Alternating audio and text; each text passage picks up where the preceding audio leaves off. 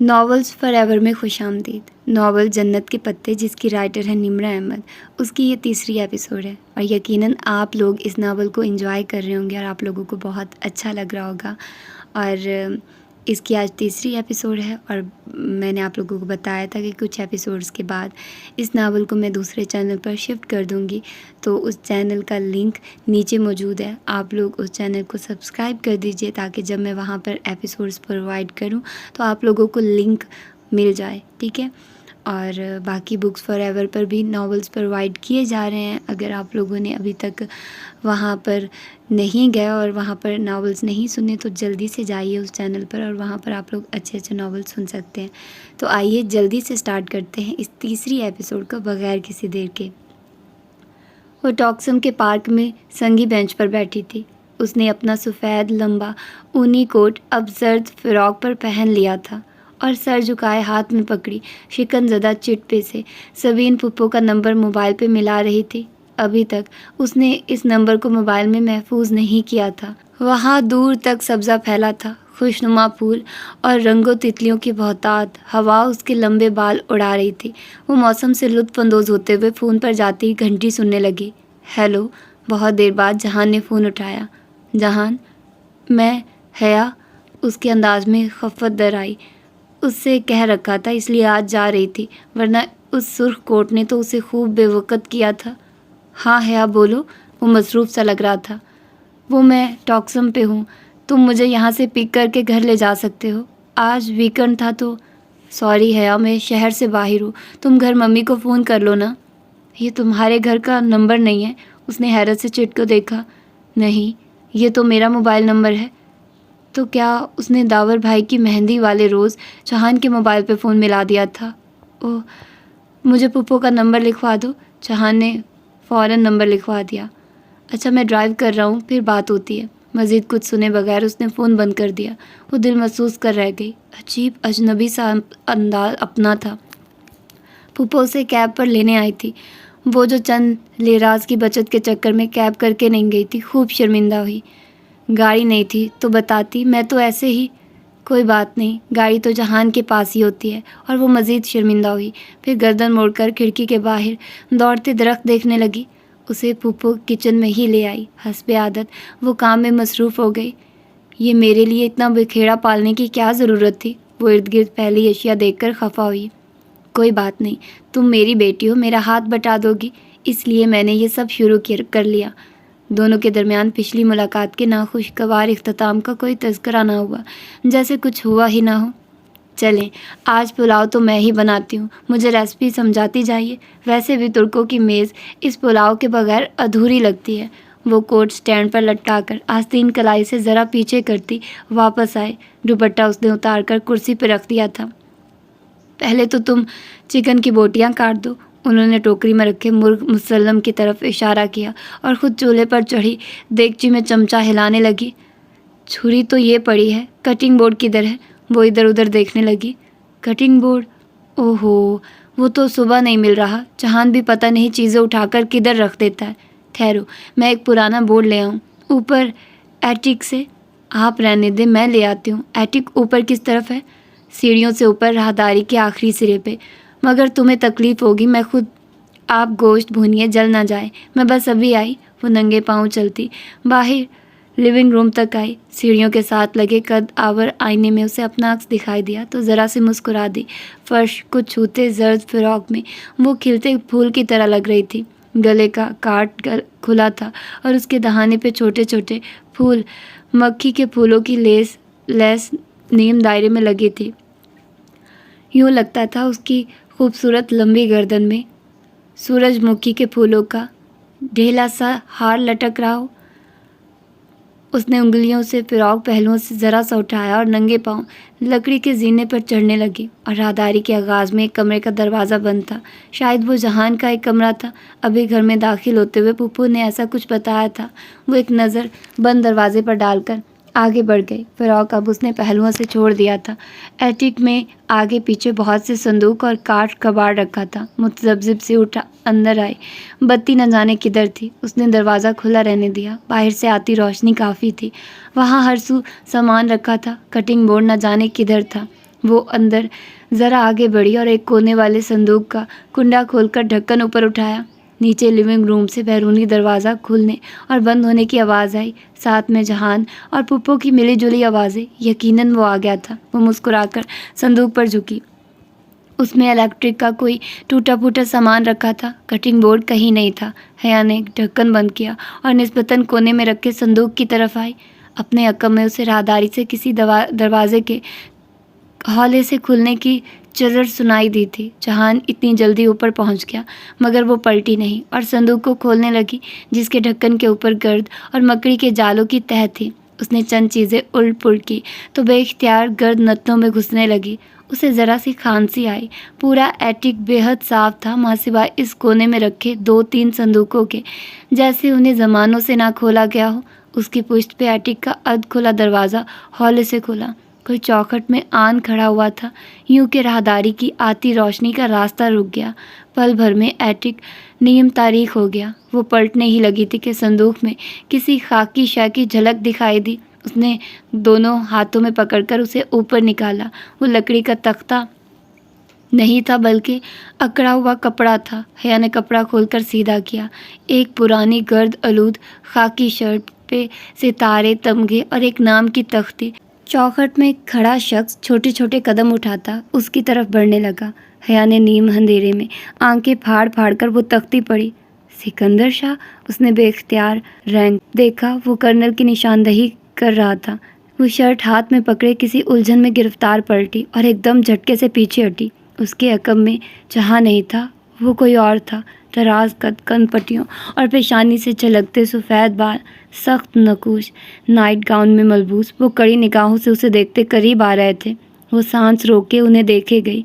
वो ऐन उसके सर पर आए और एक झटके से उसकी गर्दन दबोची। मेरी जासूसी करने आई हो? उसके गले को दबोचते वो घराए थे। बेख्तियार उसके लबों से चीख निकली। शर्ट उसके हाथ से फिसल गई। उसने अपनी उंगलियों से गर्दन के गिर्द जकड़े उनके हाथ को हटाने की कोशिश की, मगर बेसुध। पाकिस्तानियों ने भेजा है तुम्हें? अपने मालकों को बोलो, उन्हें ब्लूप्रिंट्स कभी नहीं मिलेंगे। छोड़िए मुझे। वो ज़ोर से खांसी। उसका दम घुटने लगा था। वो उसका गला दबा रहा था। कोई मुझ तक नहीं पहुंच सकेगा, कभी नहीं। हर चीज़ आगे दे दी गई है, हर चीज़। उन्होंने उसे गर्दन से दबोचे उसका सर खुले संदूक पर झुकाया। वो तड़पने लगी, चिल्लाने लगी, छोड़िए मुझे। वो अपने नाखून उनके हाथ में चिबोकर उनको हटाने की नाकाम सही कर रही थी। तुम्हें वापस नहीं जाने दूंगा। वो ब्लूप्रिंट्स तुम्हें कभी नहीं मिलेंगे। हया का सांस रुकने लगा। वो उसका सर संदूक में देखकर ऊपर से ढकना बंद कर रहे थे। उसे लगा वो मरने वाली है। अम्मी, अम्मी, वो वहशत से चिल्लाने लगी। वो उसको गर्दन से दबोचे उसका सर मुंह के बल अंदर दे रहे थे। गर्द से हटे संदूक में उसका सांस अखड़ने लगा। छोड़िए। धाड़ से दरवाज़ा खुला और कोई गुस्से से चिल्लाता अंदर आया। उसकी गर्दन के गिर्द जकड़े हाथ को खींचकर अलग किया और अध खुला ढक्कन पूरा खोलकर दोहरी होकर ऊंधी झुकी हया को बाजू से पकड़कर पीछे हटाया। क्या कर रहे थे आप? वो आपकी बेटी की तरह है। एक बात मेरी ध्यान से सुनिए, आइंदा अगर आपने इसे नुकसान पहुंचाने की कोशिश की तो अच्छा नहीं होगा। इंगश्त उठाकर सख्ती से वो उन्हें तनबीह कर रहा था। जहान को देखकर वो 2 कदम पीछे हटकर खामोशी से उसे सुनते गए। और तुम? वो हया की तरफ पलटा, एक घसीली निगाह उस पर डाली और कोनी से पकड़कर खींचता बाहर लाया। ऊपर क्यों आई थी? किसने कहा था इधर आओ? सीढ़ियों के दहाने पे लाकर उसने हया का चेहरा देखा। उसकी आंखों से आंसू बह रहे थे। दहशत से चेहरे का रंग लिबास की मानित जर्द पड़ चुका था। गर्दन पे उंगलियों के सुर्ख निशान पड़े थे। वो हौले हौले कांप रही थी। वो फुप्पो का बेटा मर गया था, जो उन्होंने तुम्हें भेजा।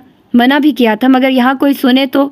वो गुस्से में बोलता उसे कोहनी से पकड़े नीचे सीढ़ियाँ तेज़ी से उतरने लगा। वो उसके साथ खिंची चली आ रही थी। फुप्पो परेशान सी आखिरी सीढ़ी के पास खड़ी थी। मैं बकवास करके गया था ना, मगर मेरी सुनता कौन है इस घर में? 2 दिन के लिए ना हो तो सारा निज़ाम उड़ जाता है। पूरे घर को पागल कर दिया उन्होंने। वो आगे बढ़ा और सेंटर टेबल पर रखी मेज़ से पानी की बोतल उठाकर लबों से लगाई। पानी की ज़रूरत तो हया को नहीं थी।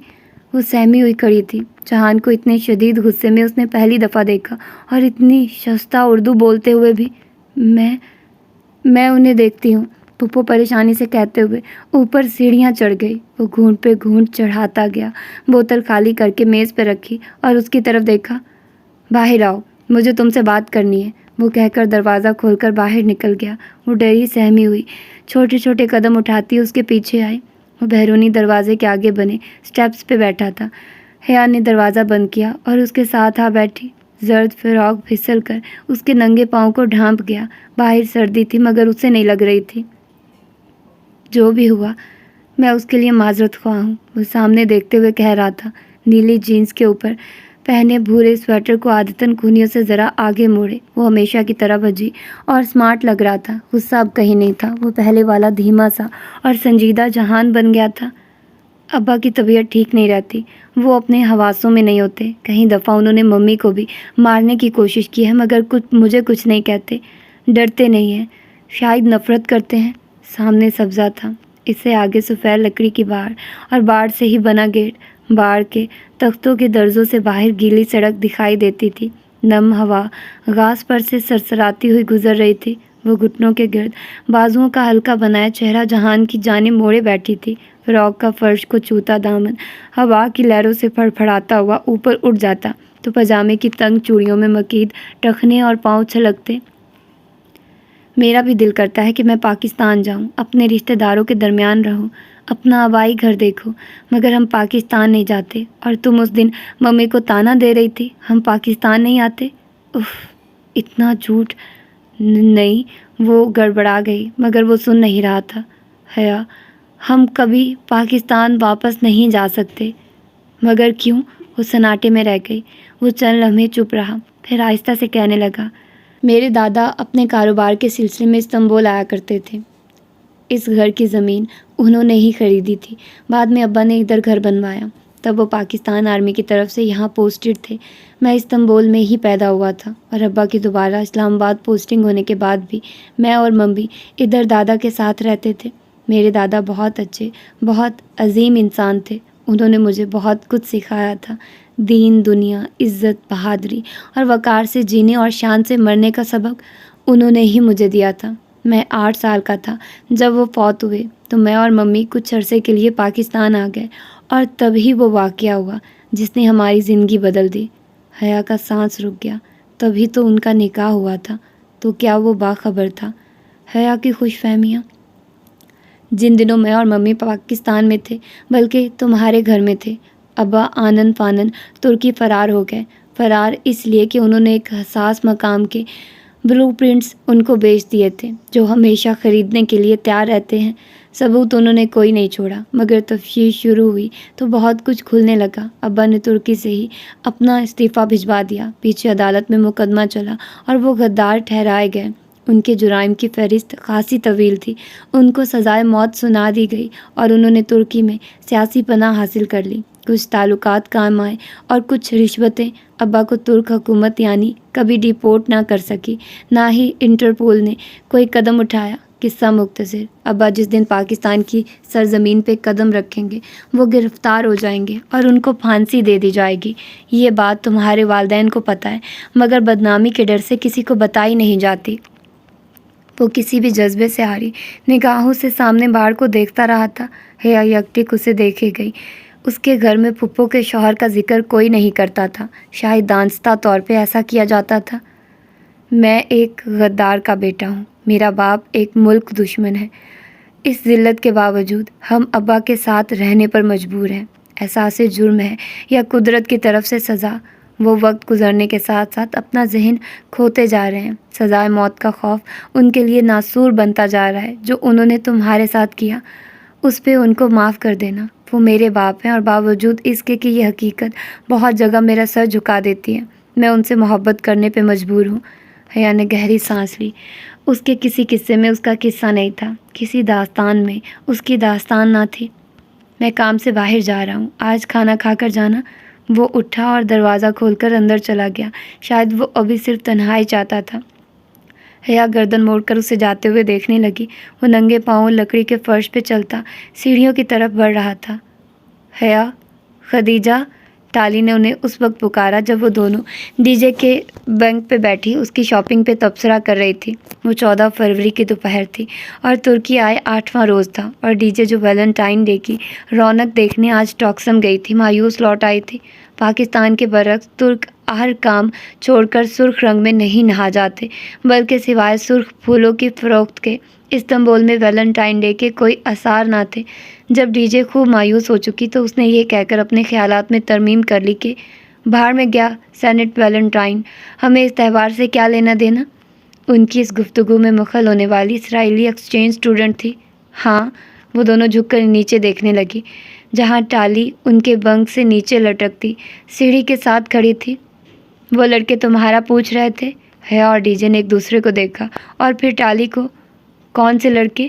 وہ فلسطینی ایکسچینج اسٹوڈنٹس جو ساتھ والے ڈروم میں رہتے ہیں۔ وہ مجھ سے پوچھ رہے تھے کہ وہ پاکستانی لڑکیاں کیسی ہیں، اور یہ کہ ان کو کوئی مسئلہ تو نہیں ہے، اور یہ بھی کہ تم دونوں آج کی شام کی چائے کامن روم میں ان کے ساتھ پیو، وہ تمہارا انتظار کریں گے۔ Okay bye. ایک اسرائیلی مسکراہٹ ان کی طرف اچھالتی وہ ہاتھ ہلا کر باہر نکل گئی۔ یہ فلسطینیوں کو ہمارا خیال کیسے آ گیا؟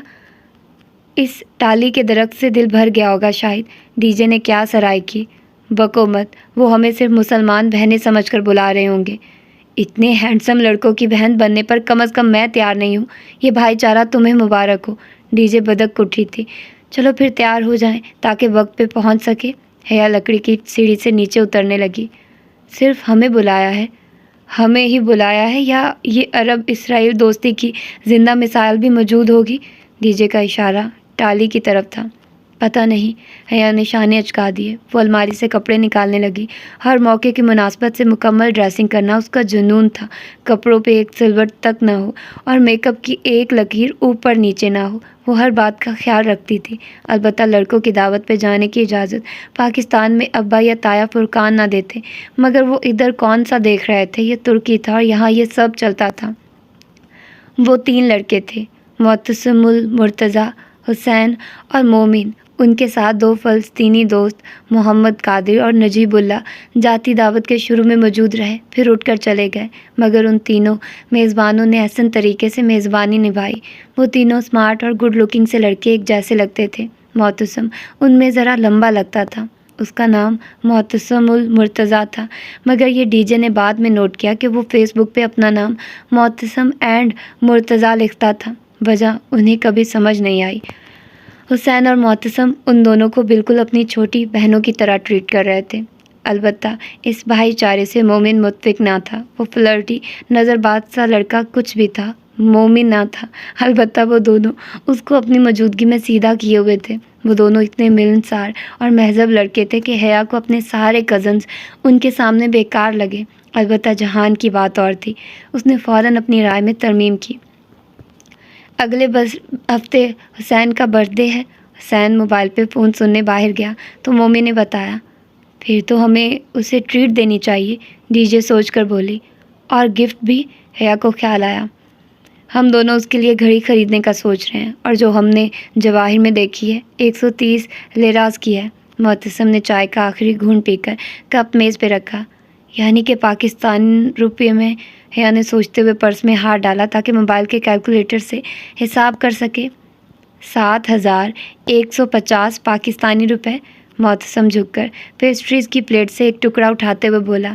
حیا کا پرس کو کھنگالتا ہاتھ رک گیا۔ اس نے حیرت و بے یقینی سے معتصم کو دیکھا۔ تم نے اتنی جلدی حساب کیسے کیا؟ میں میتھس کا اسٹوڈنٹ ہوں۔ وہ جھیم کر مسکرا دیا۔ اور معتصم کا ایک ہی خواب ہے کہ وہ میتھس میں نوبل پرائز لے، مومن حیا کے ہاتھوں کو دیکھتے ہوئے کہنے لگا۔ وہ تھوڑی دیر بعد معتصم سے آنکھ بچا کر حیا کا سراپے کا جائزہ لے لیتا تھا۔ حیا قدرے رخ موڑ کر معتصم کی طرف متوجہ ہوئی۔ تو میتھس کے اسٹوڈنٹ، جلدی سے بتاؤ کہ اس مہنگی گھڑی کو خریدنے کے لیے اگر ہم چاروں پیسے تقسیم کریں تو ہر ایک کے حصے میں کتنے؟ 32 لیرا اور 50 کرش۔ اوکے۔ حیا نے گہری سانس لی اور پرس کھولا۔ ان کو پیسے انہوں نے زبردستی تھمائے۔ مومن کو تو کوئی اعتراض نہ تھا، مگر معتصم ان سے رقم لینے پہ متذبذب تھا۔ مگر یہ ایک انکہی بات تھی کہ بغیر اسکالرشپ کے استنبول جیسے مہنگے شہر میں وہ سب اتنا ہی افورڈ کر سکتے تھے۔ وہ تینوں جواہر کے لیے نکل رہے تھے۔ معتصم نے بتایا کہ وہ ابھی حسین سے نظر بچا کر گھڑی خرید لائیں گے۔ ان کو بھی ساتھ چلنے کی پیشکش کی اور ڈی جے ہاں کرنے ہی والی تھی کہ حیا نے اس کا پاؤں اپنے جوتے سے زور سے کچلتے بظاہر مسکراتے ہوئے انکار کر دیا۔ نہیں آپ لوگ جائیے، ہم آج ہی ہو کر آئے ہیں۔ وہ تینوں چلے گئے تو ڈی جے نے برا سا منہ بنا کر اسے دیکھا۔ تم نے انکار کیوں کیا؟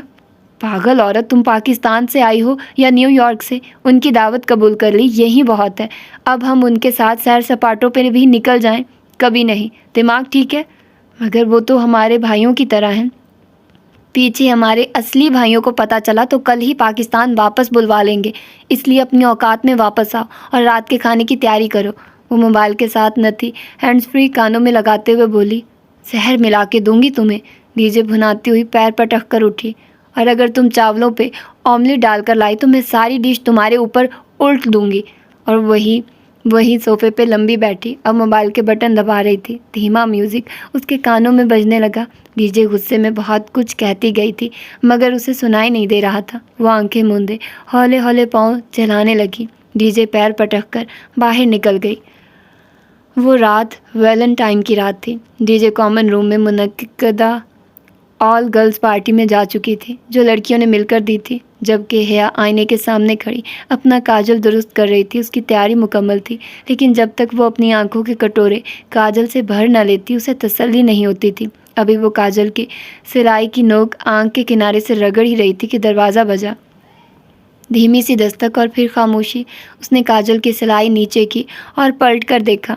یہ انداز ڈی جے کا تو نہیں تھا۔ وہ یوں ہی کاجل پکڑے آگے بڑھی اور نوب گھما کر دروازہ کھولا۔ باہر بلکنی میں روشنی تھی۔ جیسے ہی اس نے دروازہ کھولا بلکنی تاریک ہو گئی۔ غالباً سیڑھیوں کے اوپر لگا بلب بجھ گیا تھا۔ کیا کوئی آ کر واپس پلٹ گیا تھا؟ کون؟ اس نے گردن آگے کر کے راہداری میں دونوں سمت دیکھا۔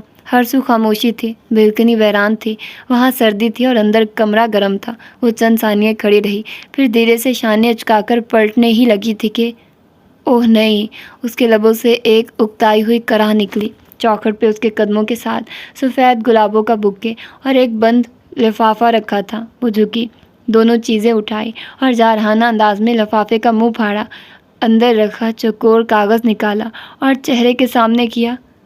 Happy Valentine day from your Valentine. اس نے لب بھینچ کر تنفر سے وہ تحریر پڑھی اور پھر بے حد غصے سے کاغذ مروڑ کر گلدستے سمیت پوری قوت سے راہداری میں دے مارا۔ آؤچ! وہ واپس مڑنے ہی لگی تھی جب کسی کی بوکھلائی ہوئی آواز سنی۔ اس نے چونک کر پیچھے دیکھا۔ گلدستہ اور کاغذ سیدھے ہاتھ والے کمرے سے نکلتے معتصم کو جا لگے تھے اور اس سے ٹکرا کر اب اس کے قدموں میں پڑے تھے۔ یہ کیا ہے؟ وہ ہکا بکا کھڑا تھا۔ آئی ایم سوری معتصم، وہ شدید بیزاری سے بامشکل ضبط کر کے بولی۔ معتصم کو وضاحت دینے کا سوچ کر ہی اسے کوفت ہونے لگی تھی۔ یہ میں نے تمہیں نہیں دیے بلکہ کسی فضول انسان نے مجھے بھیجے ہیں۔ تم برا مت ماننا اور ان کو ڈسٹ بن میں پھینک دینا۔ وہ ایک ہاتھ دروازے پر رکھے دوسرے میں کاجل پکڑے ذرا رخائی سے بولی۔ معتصم نے جھک کر وہ کاغذ اٹھایا اور سیدھے ہوتے ہوئے اس کے شکنے درست کر کے چہرے کے سامنے کیا۔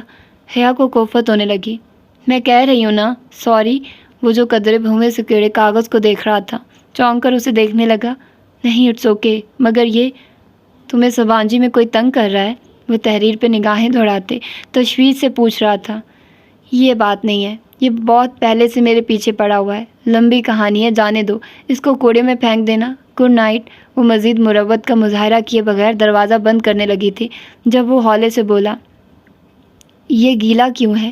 تم روئی ہو؟ کچھ تھا اس کی آواز میں۔ دروازہ بند کرتی حیا رکی، پھر پٹ نیم وا کیا اور بلکنی میں قدم رکھا۔ میں کیوں روؤں گی؟ وہ کاغذ کو دیکھتے ہوئے بولی۔ معتصم کاغذ کے نچلے دائیں طرف کے کنارے پر انگلی پھیر رہا تھا۔ پھر یہ گیلا کیوں ہے؟ شاید پھولوں میں پانی تھا۔ حیا نے میکانکی انداز میں نفی میں گردن ہلائی۔ نہیں، یہ تو موٹے لفافے میں مہر بند تھا۔ معتصم نے وہ نم حصہ ناک کے قریب لے جا کر آنکھیں موندے سانس کو اندر کھینچا۔ سٹرس، لیمن، لائم۔ وہ متذبذب سا حیا کو دیکھنے لگا۔ کیا کہہ رہے ہو؟ مجھے کچھ سمجھ میں نہیں آ رہا۔ کسی نے اس کے نچلے کنارے پہ لیمن کا رس لگایا ہے۔ پھر اس نے ذرا چونک کر حیا کو دیکھا۔ تمہارے پاس ماچس ہے؟ وہ جواب دیے بنا الٹے قدموں پیچھے آئی اور دروازہ پورا کھول کر ایک طرف ہو گئی۔ معتصم قدرے جھجکا، پھر کاغذ پکڑے اندر داخل ہوا۔ حیا نے اپنی اور ڈی جے کی کرسیاں آمنے سامنے رکھی اور پھر ٹالی کی میز پر چیزیں الٹ پلٹ کرنے لگی۔ کیا تم بھی بچپن میں لیمو کے رس اور آگ والا کھیل کھیلتے تھے؟ وہ اب میز کی دراز کھول کر کچھ ڈھونڈ رہی تھی۔ معتصم دھیرے سے ہنسا۔ بہت کھیل کھیلے ہیں اور ان میں سے اکثر آگ والے ہوتے تھے۔ فلسطین میں بہت آگ ہے، شاید تم نہ سمجھ سکو۔ چلو آج ان ترکوں کے کھیل اسرائیلی آگ سے کھیلتے ہیں۔ وہ دراز سے ایک سگریٹ لائٹر نکال کر اس کے سامنے کرسی پر آ بیٹھی اور لائٹر اس کی طرف بڑھایا۔ معتصم نے لائٹر کا پہیا انگوٹھے سے دبا کر گھمایا تو آگ کا نیلا شعلہ جل اٹھا۔ احتیاط سے، وہ بے اختیار کہہ اٹھی۔ معتصم نے جواب نہیں دیا۔ وہ کاغذ کے نم حصے کو جو ابھی تک نہیں سوکھا تھا شعلے کے قریب لایا۔ ذرا سی تپش ملی اور الفاظ ابھرنے لگے۔ بڑے بڑے کر کے لکھے انگریزی کے 3 حروف ARP۔ وہ 3 حروف فرام یور ویلنٹائن کے نیچے لکھے تھے۔ دونوں چند لمحے کاغذ کے ٹکڑے پہ ابھرے بھورے حروف کو تکتے رہے، پھر ایک ساتھ گردن اٹھا کر ایک دوسرے کو دیکھا۔ عرب کیسا لفظ ہے یہ؟ حیا نے ممکنہ ادائیگی کے دونوں طریقوں سے حروف کو ملا کر پڑھا۔ شاید کوئی نام؟ کیا عرب کوئی ترک نام ہے؟ معلوم نہیں۔ معتصم نے شانے اچکا دیے۔ حیا سوچتی نگاہوں سے کاغذ کو تکتی رہی۔ کیا میں تمہاری کوئی مدد کر سکتا ہوں؟ اس نے ایک نظر معتصم کو دیکھا، پھر مسکرائی۔ تم کر چکے ہو۔ وہ حالے سے مسکرا کر کھڑا ہوا اور کاغذ میز پر رکھا۔ وہ جو بھی ہے شاید تمہیں اپنا نام بتانے کی کوشش کر رہا ہے۔ وہ کون ہو سکتا ہے یہ تم بہتر سمجھ سکتی ہوگی۔ مجھے اب چلنا چاہیے۔ Thank you Mutasim. معتصم نے ذرا سی سر کو جنبش دی اور باہر نکل گیا۔ دروازے کا کیچر سست روی سے واپس چوکھٹ تک جانے لگا۔ حیا چند لمحے میز پہ رکھے کنارے سے بھورے ہوئے کاغذ کو دیکھے گئی، پھر بے اختیار کسی میکانیکی عمل کے تحت اس نے ہاتھ میں پکڑی کاجر کی سلائی کو سیدھا کیا اور بائیں ہتھیلی کی پشت پہ وہ 3 حروف اتارے۔ ARP۔ دروازہ چوکھٹ کے ساتھ لگنے ہی والا تھا۔ ذرا سی در سے باہر راہداری میں گر گلدستہ دکھائی دے رہا تھا۔ 1-2 پل مزید گزرے اور زوردار ٹھاں کی آواز کے ساتھ دروازہ بند ہو گیا۔ وہ اپنی ہتھیلی کی پشت پہ سیاہ رنگ میں لکھے وہ 3 الفاظ دیکھ رہی تھی۔ ARP۔ اس نے اوپر بنے کیبنٹ کا دروازہ کھولا۔ چند ڈبے الٹ پلٹ کیے۔ نچلے خانے میں سرخ مرچوں کا ڈبہ نہیں تھا۔ وہ ایڑیاں اٹھا کر ذرا سی اونچی ہوئی اور اوپر والے خانے میں جھانکا۔ وہاں سامنے ایک پلاسٹک کے بے رنگ ڈبے میں سرخ پاؤڈر رکھا نظر آیا۔ اس نے ڈبہ نکالا اور کاؤنٹر کی طرف آئی۔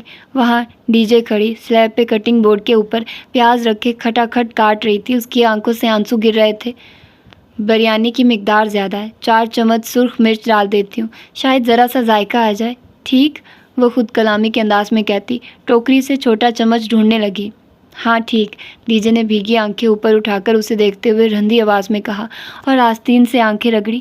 حیا اب ڈبے سے چمچ بھر بھر کر دھوئیں اڑاتے پتیلے میں ڈال رہی تھی۔ بالوں کا ڈھیلا سا جوڑا اس کے پیچھے گردن پر جھول رہا تھا۔ سادہ شلوار قمیض پہ ڈھیلا ڈھالا سا سب سویٹر پہنے ہوئے تھی، جس کی آستین اس نے کوہنیوں تک موڑ رکھی تھی۔ دوپٹہ ایک طرف دروازے پہ لٹکا تھا اور چند لیٹیں جوڑے سے نکل کر چہرے کے اطراف میں لٹک رہی تھی۔ گوشت میں چمچہ ہلاتی وہ بہت مصروف لگ رہی تھی۔ وہ دونوں اس وقت انجم آپی کے کچن میں موجود تھی۔ صبح انجم باجی ڈی جے کو ڈائننگ ہال میں ملی تو شام کو اپنے گھر میں دعوت دے ڈالی، جو کہ ڈی جے نے یہ کہہ کر قبول کر لی کہ وہ اور حیا مل کر بریانی بنائیں گی۔ اب سرے شام ہی وہ دونوں حالے کو لے کر انجم باجی کے اپارٹمنٹ آ گئی تھی۔ ایک بیڈ روم، لاؤنج اور کچن پر مشتمل وہ چھوٹا مگر بے حد نفیس اور سلیقے سے سجا اپارٹمنٹ تھا۔ حالے کو انہوں نے لاؤنج میں انجم باجی کے ساتھ ہی بیٹھا رہنے دیا اور خود کچن میں آ کر کام میں مصروف ہو گئی۔ جو پینٹنگ جاوید جی لائے تھے انڈیا سے۔ اندر لاؤنج میں انجم باجی کی حالے کو مطلع کرتی آواز آ رہی تھی۔ ڈی جے، یہ جاوید جی کیا ہے؟ اس نے قدرے الجھ کر پوچھا۔ ان کا مطلب ہے جاوید جی، ان کے ہسبینڈ۔ ڈی جے نے سرگوشی کی تو وہ اوہ کہہ کر مسکراہٹ دباتی پلٹ کر ابلتے چاولوں کو دیکھنے لگی۔ جس وقت انجم باجی اور حالے کچن میں داخل ہوئی، حیا پتیلے کا ڈھکن بند کر رہی تھی۔ آہٹ پر پلٹی اور مسکرائی۔ بس دم دے رہی ہوں۔ بہت خراب ہو تم دونوں، مجھے اٹھنے ہی نہیں دیا۔ بس اب آپ کو کھانے کے وقت ہی اٹھانا تھا۔ وہ جاوید بھائی آ گئے؟ وہ ہاتھ دھو کر تولیے سے صاف کرتی ڈی جے کے پاس آئی۔ ڈی جے کا سلاد ابھی تک مکمل نہیں ہوا تھا۔ اب کہیں جا کر وہ ٹماٹروں تک پہنچی تھی۔ बस आने वाले हैं, लाओ ये सलाद तो मुझे बनाने दो। नहीं, मैं कर लूँगी, थोड़ा सा रह गया है, डीजे ने बड़ी बेफिक्री से कहा तो उसने जताती नज़रों से उसे घूरा। आपने इस थोड़े में भी सुबह कर देनी है, लाओ मुझे दो और प्लेटें लगाओ। उसने टमाटर और छुरी डीजे के हाथ से ले ली। हाले इस खुद निहायत फुर्ती से सारा फैलावा समेटने में लगी हुई थी। वो मैले बर्तन अब सिंक में जमा कर रही थी। वो उन कभी कभी काम करने वाली पाकिस्तानी लड़कियों की निस्बत बहुत तेज़ी से हाथ चला रही थी। डीजे कैबिनेट से प्लेटें निकालने लगी और अंजुम बाजी रायता बनाने लगी। हया ने टमाटर को कटिंग बोर्ड पे बाएं हाथ से पकड़ कर रखा और छुरी रखकर दबाई। 2 सुर्ख टुकड़े अलग हो गए और ज़रा सा सुर्ख रस बाएं हथेली की पुष्ट पे बह गया, जहाँ काजल से लिखे 3 बड़े बड़े हरूफ थे, ARP। वो 2-3 रोज से उस ARP के मुतालिक सोचे जा रही थी। अब भी कुछ सोचकर उसने गर्दन उठाई। अंजुम बाजी दही को कांटे की मदद से फेंटती। अंजुम बाजी ने हाथ रोककर उसे देखा। आपने किसी अरब के मुतालिक सुना है? अरब? अंजुम बाजी ने हैरत भरी उलझन से दोहराया। जी, अरब, ARP, उसने वजाहत के लिए हिजे करके बताया। ओह नॉट अगेन हया प्लीज़। हाले जो सिंह के आगे खड़ी थी कदरे उकता कर पलटी। उसके हाथ में झाग भरा स्पंज था जिसे वो प्लेट पे मल रही थी। तुम फिर वही मौजू लेकर बैठ गई हो? उसके अंदाज में खफगी भरा एहतजाज था। मगर हाले अब कि वो उलझी थी, ये मौजू तो उसने अभी तक हाले के साथ डिस्कस भी नहीं किया था। फिर मैंने कहा था ना, ये सब बेकार की बातें हैं। मगर मैंने पूछा ही क्या है? ARP, अब्दुल रहमान पाशा। और कौन? मैंने बताया था ना कि ये घरेलू औरतों के अफसाने से ज़्यादा कुछ नहीं है। ये इस्तांबुल है, यहाँ कानून का राज है, माफिया का नहीं। अब इसके बाद मैं इस मौजू पे कुछ नहीं सुनूंगी। हालिया पढ़कर झाग से भरी प्लेट को पानी से खंगाल रही थी और वो हैरतों के समंदर में घिरी खड़ी थी। ARP, अब्दुल रहमान पाशा। ओह, ये ख्याल उसे पहले क्यों नहीं आया? ओके ओके, वो बज़ाहिर सर झुकाए टमाटर काटने लगी, मगर उसके ज़हन में बहुत से ख्याल गड़बड़ हो रहे थे। हाले और जहान दोनों एक जैसे थे और अपने इस्तांबुल के दफ़ा के अलावा कभी कुछ नहीं कहेंगे। उसे यकीन था मगर किसी के पास तो कुछ कहने के लिए होगा और उसे उस किसी को ढूंढना था। वो मेज़ लगा रही थी जब जावेद भाई आ गए। वो PhD कर रहे थे और सबांजी में पढ़ाते भी थे। बेहद मिलनसार, सादा और खुश इखलाक से देसी मर्द थे। पुराने पाकिस्तानी प्रोग्रामों के शौकीन और पुरस्कार। टीवी के साथ रैक में अनकही तन्हाइयाँ, धूप किनारे, आंगन टेढ़ा, अल्फ नून समेत बहुत से क्लासिक ड्रामों की CVDs कतार में सजी थी। उन दोनों मियाँ बीवी का एक दूसरे के लिए तर्ज तखातुब बहुत दिलचस्प था। जावेद जी और आंजू जी, उसे बहुत हंसी आई। बाकी तीनों किचन में थी। जब हया पानी रखने मेज़ पर आई तो जावेद भाई को तन्हा बैठे पाया। वो किसी किताब में वर्क गर्दानी कर रहे थे। जावेद भाई, वो गड़बड़ाकर तसी करती उनके सामने कुर्सी खींच कर बैठी और मोहतात निगाहों से किचन के दरवाजे को देखा। एक बात पूछनी थी आपसे। जी जी पूछिए। वो फ़ौरन किताब रखकर सीधे हो बैठे। इस्तांबुल में एक इंडियन मुस्लिम रहता है, अब्दुल रहमान पाशा नाम का। आप उसे जानते हैं? वो मोहतात सी कुर्सी के किनारे टिकी, बोलते हुए बार बार किचन के दरवाजे को भी देख लेती। कौन? पाशा? वो बेउक अदा वाला? वो हया को लगा उसके जवाब मिलने ही वाले हैं। जी जी वही। वो खासा मशहूर है? हाँ सुना तो मैंने भी है। बेउक अदा में उसका काफ़ी होल्ड है। वो माल एक्सपोर्ट इंपोर्ट करता है। क्या वो माफिया का बंदा है? असला स्मगल करता है? एक प्रोफेसर को माफिया के बारे में क्या मालूम हो गया हया जी? वो खसियाहट से मुस्कुराए। यानी कि वो वाकई माफिया का बंदा है और आपको मालूम भी है, मगर आप एतराफ़ नहीं करना चाह रहे। उसने अंधेरे में तीर चलाना चाहा। मैं ठीक से कुछ नहीं जानता। उन्होंने सादगी से हथियार डाल दिए। दफतन किचन से अंजुम बाजी की चीख बुलंद हुई। वो जो कुर्सी के किनारे पे टिकी थी घबरा उठी और किचन की तरफ लपकी। क्या हुआ? अंजुम बाजी सुर्ख भभूका चेहरा और आंखों में पानी लिए खड़ी थी। उनके हाथ में खाली चमचा था। मिर्चें? इतनी मिर्चें है या?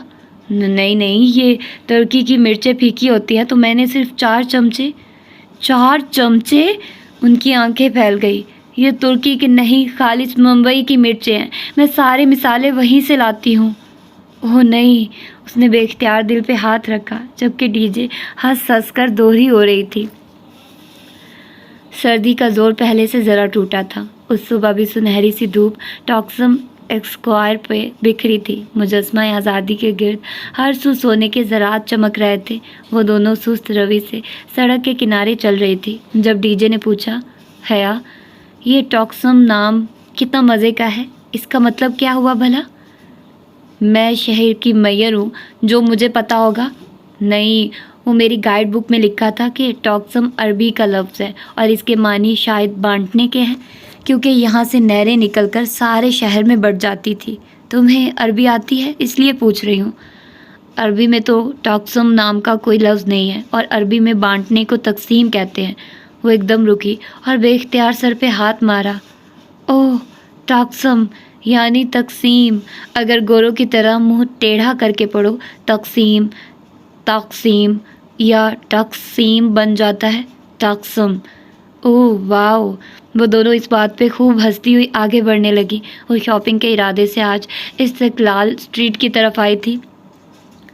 استقلال کیریز جیسی اسٹریٹ ٹاکسم کے قریب سے نکلنے والی ایک لمبی سی گلی تھی. وہ اگلی دونوں اطراف سے قدیم آرکیٹیکچر والی اونچی اونچی عمارتوں سے گھری تھی. گلی بے حد لمبی تھی.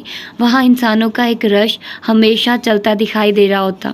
بہت سے سامنے کی طرف جا رہے ہوتے اور بہت سے آپ کی طرف آ رہے ہوتے. ہر شخص اپنی دھن میں تیز تیز قدم اٹھا رہا ہوتا. گلی کے درمیان ایک پٹری بنی ہوئی تھی جس پر ایک تاریخی سرخ رنگ کا چھوٹا سا ٹرام چلتا تھا.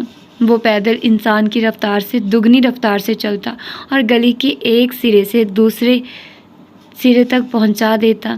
اس گلی کو ختم کرنے کے لیے بھی گھنٹہ تو چاہیے تھا. وہاں دونوں اطراف میں دکانوں کے چمکتے شیشے اور اوپر کمکمے لگے تھے. بازار، night clubs, restaurants, coffee shops, designer where, غرض ہر قسم کی دکانیں وہاں موجود تھیں. چند روز پہلے وہ ادھر آئی تو صرف ونڈو شاپنگ میں ہی 2.5 گھنٹے گزر گئے، اور تب بھی وہ استقلال جدیسی کے درمیان پہنچی تھی. سو تھک کر واپس ہو لی. حیا، تم نے دیکھا، استقلال اسٹریٹ جیسے ماڈرن علاقے میں بھی ہر تھوڑی دور بعد پریئر ہال ضرور ہے. بڑے نیک ہیں بھائی ترک. وہ دونوں طنزیہ ہنسی اور پھر متلاشی نگاہوں سے ادھر ادھر دیکھنے لگی. استقلال اسٹریٹ آنے کا اصل مقصد جہان سے ملنا تھا، اور وہ صرف اس لیے یہاں آئی تھی کہ برگر کنگ جائے، اور میں یہاں سے گزر رہی تھی تو سوچا کہہ کر اس سے ملاقات کا بہانہ ہی ڈھونڈ لے. وہ دونوں ساتھ ساتھ تیز رفتاری سے چل رہی تھی. وہاں ہوا تیز تھی اور حیا کے کھلے بال اڑ اڑ کر اس کے چہرے پہ آ رہے تھے. وہ بار بار جیکٹ کی جیب سے ہاتھ نکالتی اور انہیں کانوں کے پیچھے اڑستی. تبھی اس نے برگر کنگ کا بورڈ دیکھا تو ڈی جے کو بتائے بنا ریسٹورنٹ کے دروازے تک آئی، اور اس سے پہلے کہ وہ دروازے پہ ہاتھ رکھتی، دروازہ اندر سے کھلا اور کوئی باہر نکلا. وہ بے اختیار ایک طرف ہوئی. وہ جہاں تھا وہ اسے پہچان گئی تھی، مگر وہ اکیلا نہیں تھا. وہ اس کے سامنے سے آتا ساتھ سے گزر کر نکل گیا تو وہ پلٹ کر دیکھنے لگی. ڈی جے نے اسے رکتے نہیں دیکھا تھا. وہ اپنی دھن میں دکانوں کو دیکھتی چلتی گئی اور لوگوں کے ریلے میں آگے بہہ گئی. حیا یوں ہی اپنے گھٹنوں تک آتے سیاہ کوٹ کی جیبوں میں ہاتھ ڈالے اسے دیکھ رہی تھی. اب وہ ہوا کے رخ پہ کھڑی تھی تو اس کے بال پیچھے کی طرف اڑنے لگے تھے جہاں اس سے دور جا رہا تھا. اس کے ساتھ ایک دراز قد لڑکی بھی تھی، کوٹ اسکرٹ میں ملبوس، اپنے سرخ بالوں کو اونچے جوڑے میں باندھے. وہ لڑکی ناگواری سے ہاتھ ہلا ہلا کر کچھ کہہ رہی تھی. جہاں نے اسے نہیں دیکھا. اسے یقین تھا. وہ دوڑ کر ان کے پیچھے گئی. وہ دونوں بہت تیز چل رہے تھے. ان کی رفتار سے ملنے کی صحیح میں وہ ایشیائی لڑکی ہانپنے لگی تھی. بامشکل وہ ان کے عین عقب میں پہنچ پائی. لڑکی بلند آواز میں سر ہلاتی کچھ کہہ رہی تھی. جہاں بھی خاصا جھنجھلایا ہوا جواب دے رہا تھا. وہ ترک بول رہے تھے یا کوئی دوسری زبان، وہ فیصلہ نہ کر پائی. شاید ترک نہیں تھی. وہ بہت لمبے لمبے فقرے بول رہے تھے، اور جتنی ترک حیا نے اب تک سنی تھی وہ ایسی نہیں تھی. ترک میں فقرے چھوٹے ہوتے تھے، بس فعل استعمال کیا اور اس کے آگے پیچھے سابقے لاحقے لگا لگا کر ایک بڑا لفظ بول دیا جو معنی میں کہیں فقروں کے برابر ہوتا تھا. جہان. وہ شور शोर और रश में बामुश्किल इतनी आवाज़ से उसे पुकार पाई कि वो सुन सके। उसकी तीसरी पुकार पे वो रुका, लड़की भी साथ रुकी। वो दोनों एक साथ पलटे। जहाँ उसके होंठ जहाँ को देखकर एक मासूम मुस्कुराहट में ढलने लगे थे। क्या मसला है? उसने संजीदा अखड़े अखड़े अंदाज में अबरू उठाए। उसके चेहरे पे इतनी सख्ती और नागवारी थी कि हया के मुस्कुराहट में खुलते लब बंद हो गए। उसका रंग फीका पड़ गया। मैं हया, वो बेयकीनी से बिना पलक झपके उसे देख रही थी। उसे शक गुजरा कि जहाँ ने उसे नहीं पहचाना। हाँ तो फिर? वो भौवें सुकेड़े बोला। वो लड़की कोट की जेबों में हाथ डाले खड़ी नापसंदीदगी से हया को देख रही थी। फिर? हया ने बेयकीनी से ज़ेरे लब दोहराया। वो शशदर से जहान को देख रही थी। कोई काम है? कोई काम है? वो बामुश्किल जब्त करके बोला। हया ने धीरे से नफ़ी में सर हिलाया। उसमें बोलने की सकत नहीं रही थी। तो मेरी शक्ल क्या देख रही हो? जाओ। वो शाने झटक कर पलटा। लड़की भी एक अचड़ती निगाह उस पर डालकर मुड़ गई। इस्तकलाल स्ट्रीट पे लोगों का रेला आगे बढ़ता गया, जहाँ सिकंदर और उस लड़की के पीछे बहुत से लोग उस सिम जा रहे थे। कितनी ही देर वो साकित खड़ी बहुत से सरों की पुश्त के दरमियान और उन दोनों को दूर जाते देखती रही। उसकी पलकें झपकना भूल गई थी। उन दोनों के सरापे हजूम में गुम हो रहे थे। वो दो नुक्ते बनते जा रहे थे, मध्यम, दूर, बहुत दूर। हया, हया, डीजे कहीं दूर अथल पुथल सी सांसों के साथ और दरमियान चिल्ला रही थी, मगर वो सुन नहीं रही थी। वो उसी भीड़ के दरमियान पत्थर हुई खड़ी उसी सिम देख रही थी। वो बहुत दूर जा चुके थे। साकित पुतलियों में अब दर्द होने लगा था। बलाखिर बोझ से उसकी पलकें गिरी और झुक कर उठी तो मंजर भीग चुका था। उसने फिर से पलकें झपकाई तो भीगी आंखों से कतरे रुखसारों पे गिरने लगे। सामने का मंजर कदरे वाजे हुआ, मगर लम्हे भर की ताख़ीर से उसका ताक़ुब हार गया था। वो दोनों भीड़ में गुम हो गए थे। वो अपना मंजर खो चुकी थी। आंसू टिप टिप उसकी थोड़ी से नीचे गर्दन पे लड़खते गए। हया, किधर रह गई थी तुम? डीजे ने नरहाल सी आकर उसका शाना झंझोड़ा। उसका सांस फूल चुका था और वो हाँप रही थी। मैं कहीं बहुत पीछे रह गई हूँ डीजे, वो उसी सिम देखते हुए बुड़बुड़ाई थी। उसने एक हाथ से अवन का ढक्कन खोला, दूसरे हाथ से गरम ट्रे बाहर निकाली। ट्रे पे भूरी खस्ता गर्मा गर्म जिंजर ब्रेड तैयार पड़ी थी। अदरक की हल्की सी खुशबू सारे किचन में फैली थी। वो दूसरे हाथ से जिंजर ब्रेड को चेक करती सीधी हुई और ट्रे लाकर काउंटर पे रखी। वो सफ़ेद ढीली सी आधे बाजुओं वाली टी शर्ट और खुले स्याह ट्राउज़र में मलबूस थी।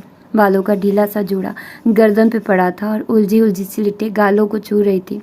टी शर्ट के ऊपर पहने एप्रन पे जगह जगह चॉकलेट और क्रीम के धब्बे लगे थे।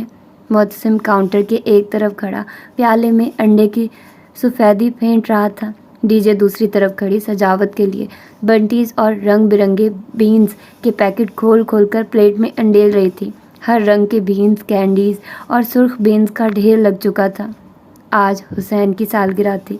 रवायती तरीके से केक बनाने की बजाय हया उसके लिए जिंजर ब्रेड हाउस तैयार कर रही थी। 1 फुट ऊंचा जिंजर ब्रेड से बना घर जो चॉकलेट, क्रीम और रंग बिरंगी जेली से सजाना था, वो पिछले 4 घंटे से लगी हुई थी और अब आखिर उसके जिंजर ब्रेड के 6 के 6 बेक हो चुके थे। 4 दीवारों के लिए और 2 मखरूती छत के लिए। आओ इसको जोड़ते हैं, उसने कहा तो मोहतसम जो आइसिंग बना चुका था प्याला रखकर उसकी तरफ आ गया। डीजे अब एक दीवार उठाकर उसमें से मुस्ततिल दरवाज़ा काट रही थी। हया और मोहतसम ने एहतियात से दीवारें मुतसल खड़ी की और उनके जॉइंट पे बतौर गम मखसूस सिरप लेप दिया और बहुत आहिस्ता से अपने हाथ हटाए। दीवारें सीधी खड़ी की। सिरप ने उनको चिपका दिया था। ज़बरदस्त, वो पुरजोश हो गई। उसका घर बन रहा था, ये ख्याल ही उसको थकावट भगा कर ले गया। वो दोनों अब अगली दीवार जोड़ने लगे। हया के माथे से झूलती लिट बार बार आंखों के सामने आती। वो बार बार उसे पीछे हटाती। उंगलियों पर लगे चॉकलेट सिरप के धब्बे उसके रुखसार पर लग गए, मगर परवाह किसे थी। 4 दीवारी बन गई थी। अब उन्होंने 2 मुस्ततील टुकड़ों को ऊपर उल्टे वी की तरह रखा और जोड़ पर सिरप लगाया। काफ़ी देर बाद उन्होंने अपने हाथ हटाए। छत बरकरार रही। सिरप सूखने लगा था। छत मज़ीद मजबूत हो गई। हया, तुम ग्रेट हो। वो भूरा सा घर बिना रंग या आराइश के भी इतना हसीन लग रहा था कि मोहतसम बेख्तियार सताइश से बोला, मुझे पता है। वो धीरे से हंसी। وہ تینوں اب الا بلا کینڈیز اور جیلی سے دیواروں کی سجاوٹ کرنے لگے۔ وہ ہر ڈیکوریشن کے ٹکڑے کے پیچھے ذرا سا سیرپ لگا کر اسے دیوار سے چپکا دیتے۔ بھورے گھر پر جگہ جگہ سرخ، سبز اور نیلے بٹن کی مانند آنکھیں ابھرنے لگی تھی۔ ذرا سی دیر میں گھر سج گیا تھا۔ ٹی جے نے سفید کریم سے کھڑکیوں کی چکور چوکھٹیں بنائی اور اندر نیلی کریم کا رنگ بھر دیا۔ اب استنبول کی برف باری کا مزہ اپنے گھر کو بھی چکھائیں۔ حیا آئسنگ شوگر اور چھلنی لے آئی۔ اس نے سفید سوکھے آٹے کی شکل کی آئسنگ شوگر چھلنی میں ڈالی اور گھر کے اوپر کر کے چھلنی آہستہ آہستہ ہلانے لگی۔ چھلنی کے سوراخوں سے سفید ذرے نیچے گرنے لگے۔ بھورے گھر پر برف باری ہونے لگی اور اب ہلکی سی سفید تہ چاکلیٹ سے ڈھکے گھر پر بیٹھنے لگی۔ حیا کا جنجر بریڈ ہاؤس تیار تھا۔ اس نے احتیاط سے ٹرے اٹھائی۔ گھر برقرار رہا۔ یہ اس کے 4.5 گھنٹے کی محنت کا ثمر تھا۔ کسی سالگرہ کی تقریب سے پہلے حیا سلیمان نکسک سے تیار نہ ہو، حیرت انگیز بات تھی، مگر آج اس کی تیاری وہ گھر ہی تھا۔ اسے اپنے رف ہولیے ایپرن اور چہرے پر لگے دھبوں کی پرواہ نہیں تھی۔ اس کی ساری توجہ ٹرے میں سجے جنجر بریڈ ہاؤس پر تھی۔ وہ ڈی جے اور معتصم کے پیچھے چلتی کامن روم میں داخل ہوئی۔ وہاں فاصلے فاصلے پہ گول میزوں کے گرد کرسیوں کے پھول بنے تھے۔ درمیانی میز پہ گفٹس اور حسین کا لایا ہوا کیک رکھا تھا۔ 12 ممالک کے ایکسچینج اسٹوڈنٹس آ چکے تھے۔ وہ کوئی سرپرائز پارٹی نہ تھی، سو حسین بڑی میز کے پیچھے کھڑا ہنستا ہوا ٹالی کا گفٹ لینے کی کوشش کر رہا تھا، جسے ٹالی بار بار پیچھے کر رہی تھی۔ سرپرائز! حیا نے پکارا تو سب نے ادھر دیکھا۔ معتصم اور ڈی جے کے پیچھے وہ چوکھٹ پر کھڑی تھی۔ دونوں ہاتھوں میں اٹھائی ٹرے میں وہ فیری ٹیل ہاؤس رکھا تھا اور حیا کو پتا تھا وہ ہنسل اور گریٹل کے جنجر بریڈ ہاؤس سے زیادہ خوبصورت تھا۔ واو! بے اختیار بہت سے لبوں سے ستائش نکلی۔ حیا، تم نے میرے لیے اتنا کیا؟ حسین بے حد متاثر ہوا تھا۔ اس نے مسکراتے ہوئے شانے اچکائے۔ وہ دروازے میں کھڑی تھی۔ دروازہ آدھا کھلا تھا اور سردی اندر آ رہی تھی۔ آؤ حیا، اسے میز پہ لے آؤ۔ معتصم بڑی میز سے گفٹس، کیک اور دوسری ڈشز کے درمیان چیزیں ہٹا کر جگہ بنانے لگا۔ سردی کی لہر دروازے سے اندر گھس رہی تھی۔ اس نے بائیں ہاتھ سے ٹرے پکڑے، دائیں ہاتھ سے دروازہ دھکیلنا چاہا۔ وہ بدقسمتی کا لمحہ تھا۔ دروازے کی نوب کو اس نے چھوا ہی تھا کہ دروازہ زور سے پورا کھلا اور کوئی تیزی سے اندر داخل ہوا۔ کھلتے دروازے نے اس کا بڑا ہاتھ پیچھے دھکیلا اور وہ توازن برقرار نہ رکھ سکی۔ بے اختیار ایک قدم پیچھے ہٹی اور تب ہی اس کے بائیں ہاتھ میں پکڑی ٹرے ٹیڑھی ہوئی۔ اوہ نو! بہت سی دلدوز چیخیں بلند ہوئی اور ان میں سب سے دل خراش چیخ اس کی اپنی تھی۔ الٹی ہوئی ٹرے اس کے ہاتھ میں رہ گئی۔ ہلکی سی ٹھٹ کی آواز کے ساتھ جنجر بریڈ ہاؤس زمین پر جا گرا۔ ہر دیوار ٹکڑوں میں بٹ گئی۔ بنٹیز اور جیلیز ادھر ادھر بکھر گئی۔ فرش پہ بریڈ، چاکلیٹ، کریم اور رنگ برنگی بنٹیوں کا ملبہ پڑا تھا اور وہ سب سناٹے کے عالم میں پھٹی پھٹی آنکھوں سے اسے دیکھ رہے تھے۔ کتنے ہی پل وہ شوق کے عالم میں وہ اس ملبے کو دیکھے گئی، پھر اس کے پار نظر آتے جاگرز کو دیکھا اور اپنی ششدر نگاہیں اوپر اٹھائی۔ وہ جہان سکندر تھا اور اتنی ہی بے یقینی و شوق سے ملبے کو دیکھ رہا تھا۔ حیا کے دیکھنے پہ بے اختیار اس نے نفی میں سر ہلایا۔ حیا، آئی ایم سوری، میں نے جان بوجھ کر نہیں، مجھے نہیں پتا تھا کہ تم سامنے۔ اوہ گاڈ! تعصب ملال کے مارے وہ کچھ کہہ نہیں پا رہا تھا۔ وہ جو پھٹی پھٹی نگاہوں سے اسے دیکھ رہی تھی ایک دم لب بھینچ گئی۔ اس کی آنکھوں میں تحیر کی جگہ غصے نے لے لی۔ خون کی سرخ لکیریں اس کی آنکھوں میں اترنے لگی۔ وہ ایک دم جھکی، بریڈ کا ٹکڑا کریم میں لتھڑا ٹکڑا اٹھایا اور سیدھے ہوتے ہوئے پوری قوت سے جہان کے منہ پہ دے مارا۔ وہ اس غیر متوقع حملے کے لیے تیار نہ تھا۔ کریم میں لتھڑا ٹکڑا اس کے گردن پہ لگا تو وہ بے اختیار 2 قدم پیچھے ہٹا۔ ٹکڑا اس کی شرٹ پر سے پھسلتا ہوا نیچے قدموں میں جا گرا۔ اس نے گردن پہ لگی کریم کو ہاتھ سے چھوا اور پھر انگلیوں کے پوروں کو بے یقینی سے دیکھا۔ حیا، میں نے جان بوجھ کر نہیں کیا۔ وہ سرخ آنکھوں سے لب بھینچے جہان کو دیکھ رہی تھی۔ اس نے لب اتنی سختی سے بھینچ رکھے تھے کہ گردن کی رگیں ابھرنے لگی تھی اور کن پٹی پہ نیلی لکیر نظر آ رہی تھی۔ وہ بالکل چپ کھڑی، گہرے گہرے سانس لے رہی تھی۔ حیا، اٹس اوکے۔ حسین پریشانی سے آگے بڑھا۔ ڈی جے اور معتصم بھی اس کے ساتھ تھے۔ ہاں، میں نے واقعی نہیں دیکھا تھا کہ تم… shut up! Just shut up! وہ اتنی زور سے چلائی کہ آگے بڑھتا حسین وہیں رک گیا۔ چلے جاؤ تم یہاں سے، कहीं भी चले जाओ मगर मेरी ज़िंदगी से निकल जाओ। तुम मेरे लिए अज़ाब और दुख के अलावा कभी कुछ नहीं लाए। निकल जाओ इस कमरे से, उसने उर्दू में चिल्लाकर कहा था। 12 ममालिक के एक्सचेंज स्टूडेंट्स में से उर्दू कोई नहीं समझता था सिवाय डीजे के, मगर वो तमाम मुतासिफ खड़े तुलबा समझ गए थे कि वो क्या कह रही है। हया, जहान की आंखों में दुख उभरा। मेरा नाम भी मत लो। उसने गर्दन के गिर्द बंधे एप्रन की डोरी हाथ से नोची, एप्रन एक तरफ उतार कर फेंका और भागती हुई बाहर निकल गई। सीढ़ियों के ऊपर लगा बल्ब उसके आते ही जल उठा। वो तेज़ी से चक्करदार सीढ़ियाँ उतरने लगी। आंसू उसके चेहरे पे बह रहे थे। आखिरी सीढ़ी फलांग कर वो उतरी और बर्फ़ से ढकी घास पे तेज़ तेज़ चलने लगी। बाहर तेज़ सर्द हवा थी, हल्का हल्का सा कहर हर सू छाया हुआ था। वो सीने पे बाजू लपेटे सर झुकाए रोती हुई चलती जा रही थी और उसे पता था कि वो एक जिंजर ब्रेड हाउस के लिए नहीं रो रही थी। पहाड़ी की ढलान उतर कर सामने सभांजी की मसनूही झील थी। झील अब खासी पिघल चुकी थी, फिर भी फासले फासले पर बड़े बड़े बर्फ़ के टुकड़े तैरते नजर आ रहे थे। वो झील के किनारे रुक गई। तेज़ दौड़ने से उसका सांस फूल गया। पतली टी शर्ट में सर्दी लगने लगी थी। ढीला जोड़ा आधा खुलकर कमर पर गिर गया था। वो थकी मानदी सी घास पे बैठी गई और स्लीपर से पाँव निकालकर ठंडे पानी में डाल दिए। वो खुद अजियती की इंतहा थी। घुटनों के गिर्द बाजू लपेटकर सर नीचे झुकाकर वो एकदम से बहुत फूट फूट कर रोने लगी।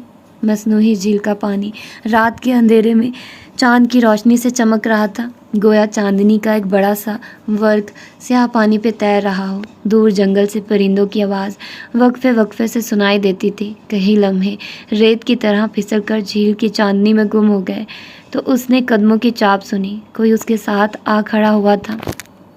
उसने भीगा चेहरा उठाकर देखा। वो जीन्स की जेबों में हाथ डाले लब काटता संजीदा सा उसके साथ खड़ा था। सॉरी हया, मैं तो माजरत करने आया था कि उस रोज़ काम की परेशानी में तुमसे मिसबिहेव कर गया। मगर वो चुपचाप बेआवाज़ रोती उसे देखे गई। आई एम रियली सॉरी, मैंने तुम्हारा इतना नुकसान कर दिया। मैंने तुम्हें देखा नहीं था, मुझे नहीं मालूम था कि तुम दरवाजे के पार खड़ी हो। मैंने तुम्हारा बढ़ा हुआ हाथ नहीं देखा था। अपनी दांत में बहुत तेज़ चल रहा था और अनजाने में तुम्हारा हाथ धकेल दिया। तुम्हारी सारी रियाजत ज़ाया कर दी। शायद वो सिर्फ जिंजर ब्रेड हाउस की बात कर रहा था, या शायद उनके ताल्लुक़ की वो भी कुछ भी सही या गलत समझना नहीं चाहती थी। मगर मैं मदावा कर दूंगा। मदावा? उसके बहते आंसू पल भर को थमे। हाँ, मैं तुम्हें बिल्कुल ऐसा जिंजर ब्रेड हाउस बनाकर ला कर दूंगा। और उसका दिल चाहा वो फूट फूट कर फिर से रो दे। माई फुट जहान सिकंदर। वो एक झटके से उठी और गीले पैर पानी से निकाल कर स्लीपर्स में डाल ली। मेरी ज़िंदगी में जिंजर ब्रेड हाउस से बड़े मसाइल हैं। वो तेज़ी से पलटी तो ढीले जोड़े का आखिरी बल भी खुल गया और सारे बल आबशार की तरह कमर पे सीधे गिरते गए। वो तेज़ तेज़ कदम उठाती ऊपर ढलान पर चढ़ने लगी। जहान लब काटता उसे दूर जाते देखता रहा। वो तकिए से टेक लगाए, पाँव लंबे किए, कंबल में लेटी थी। दोनों हाथों से मोबाइल थामे वो गेम खेल रही थी। साथ वाले बैंक पे टाली मुंह पे तकिया रखे सो रही थी। चेरी स्टडी रूम में थी। खदीजा नीचे अपने बैंक की कुर्सी पर बैठी मेज़ पे रखे लैपटॉप की कुंजियों पे उंगलियां चला रही थी। हुसैन का बर्थडे जिंजर ब्रेड हाउस टूटने से ख़राब नहीं हुआ, उसका बर्थडे तुम्हारे ओवर रिएक्शन से ख़राब हुआ है। तुमने अपने कज़न के साथ अच्छा नहीं किया, उसका कसूर नहीं था। उसने तुम्हें वाकई नहीं देखा था। अगर तुम थोड़ा सा जब्त कर लेती और खुले दिल से अपने कज़न को वेलकम करती तो हम उसी टूटे जिंजर ब्रेड हाउस को यादगार बना लेते, उससे एक दूसरे के चेहरों पे मलते, उसके साथ तस्वीरें खिंचवाते और क्या कुछ ना करते। चीज़ें वक्ती होती हैं, टूट जाती हैं, बिखर जाती हैं। रवैये दायमी होते हैं, सदियों के लिए अपना असर छोड़ जाते हैं। इंसान को कोई चीज़ नहीं हरा सकती जब तक कि वो खुद हार ना मान ले, और तुमने आज एक टूटे हुए जिंजर ब्रेड हाउस से हार मान ली। लैपटॉप की स्क्रीन पे निगाहें जमाए नीचे तेज़ी से कुछ टाइप करती कह रही थी। हया उसी तरह बबल जमाती मोबाइल के बटन दबाती रही। तुम्हारे जाने के बाद सब इतने शर्मिंदा थे कि मत पूछो। किस तरह मैंने बामुश्किल सबको मनाकर हुसैन से केक कटवाया।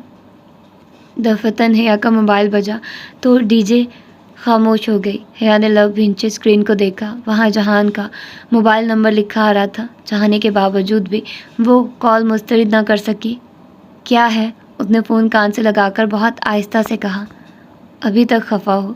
वो एकदम इतनी अपनायत से पूछने लगा कि वो लब काट कर रह गई। हलक में आंसुओं का गोला सा अटकने लगा।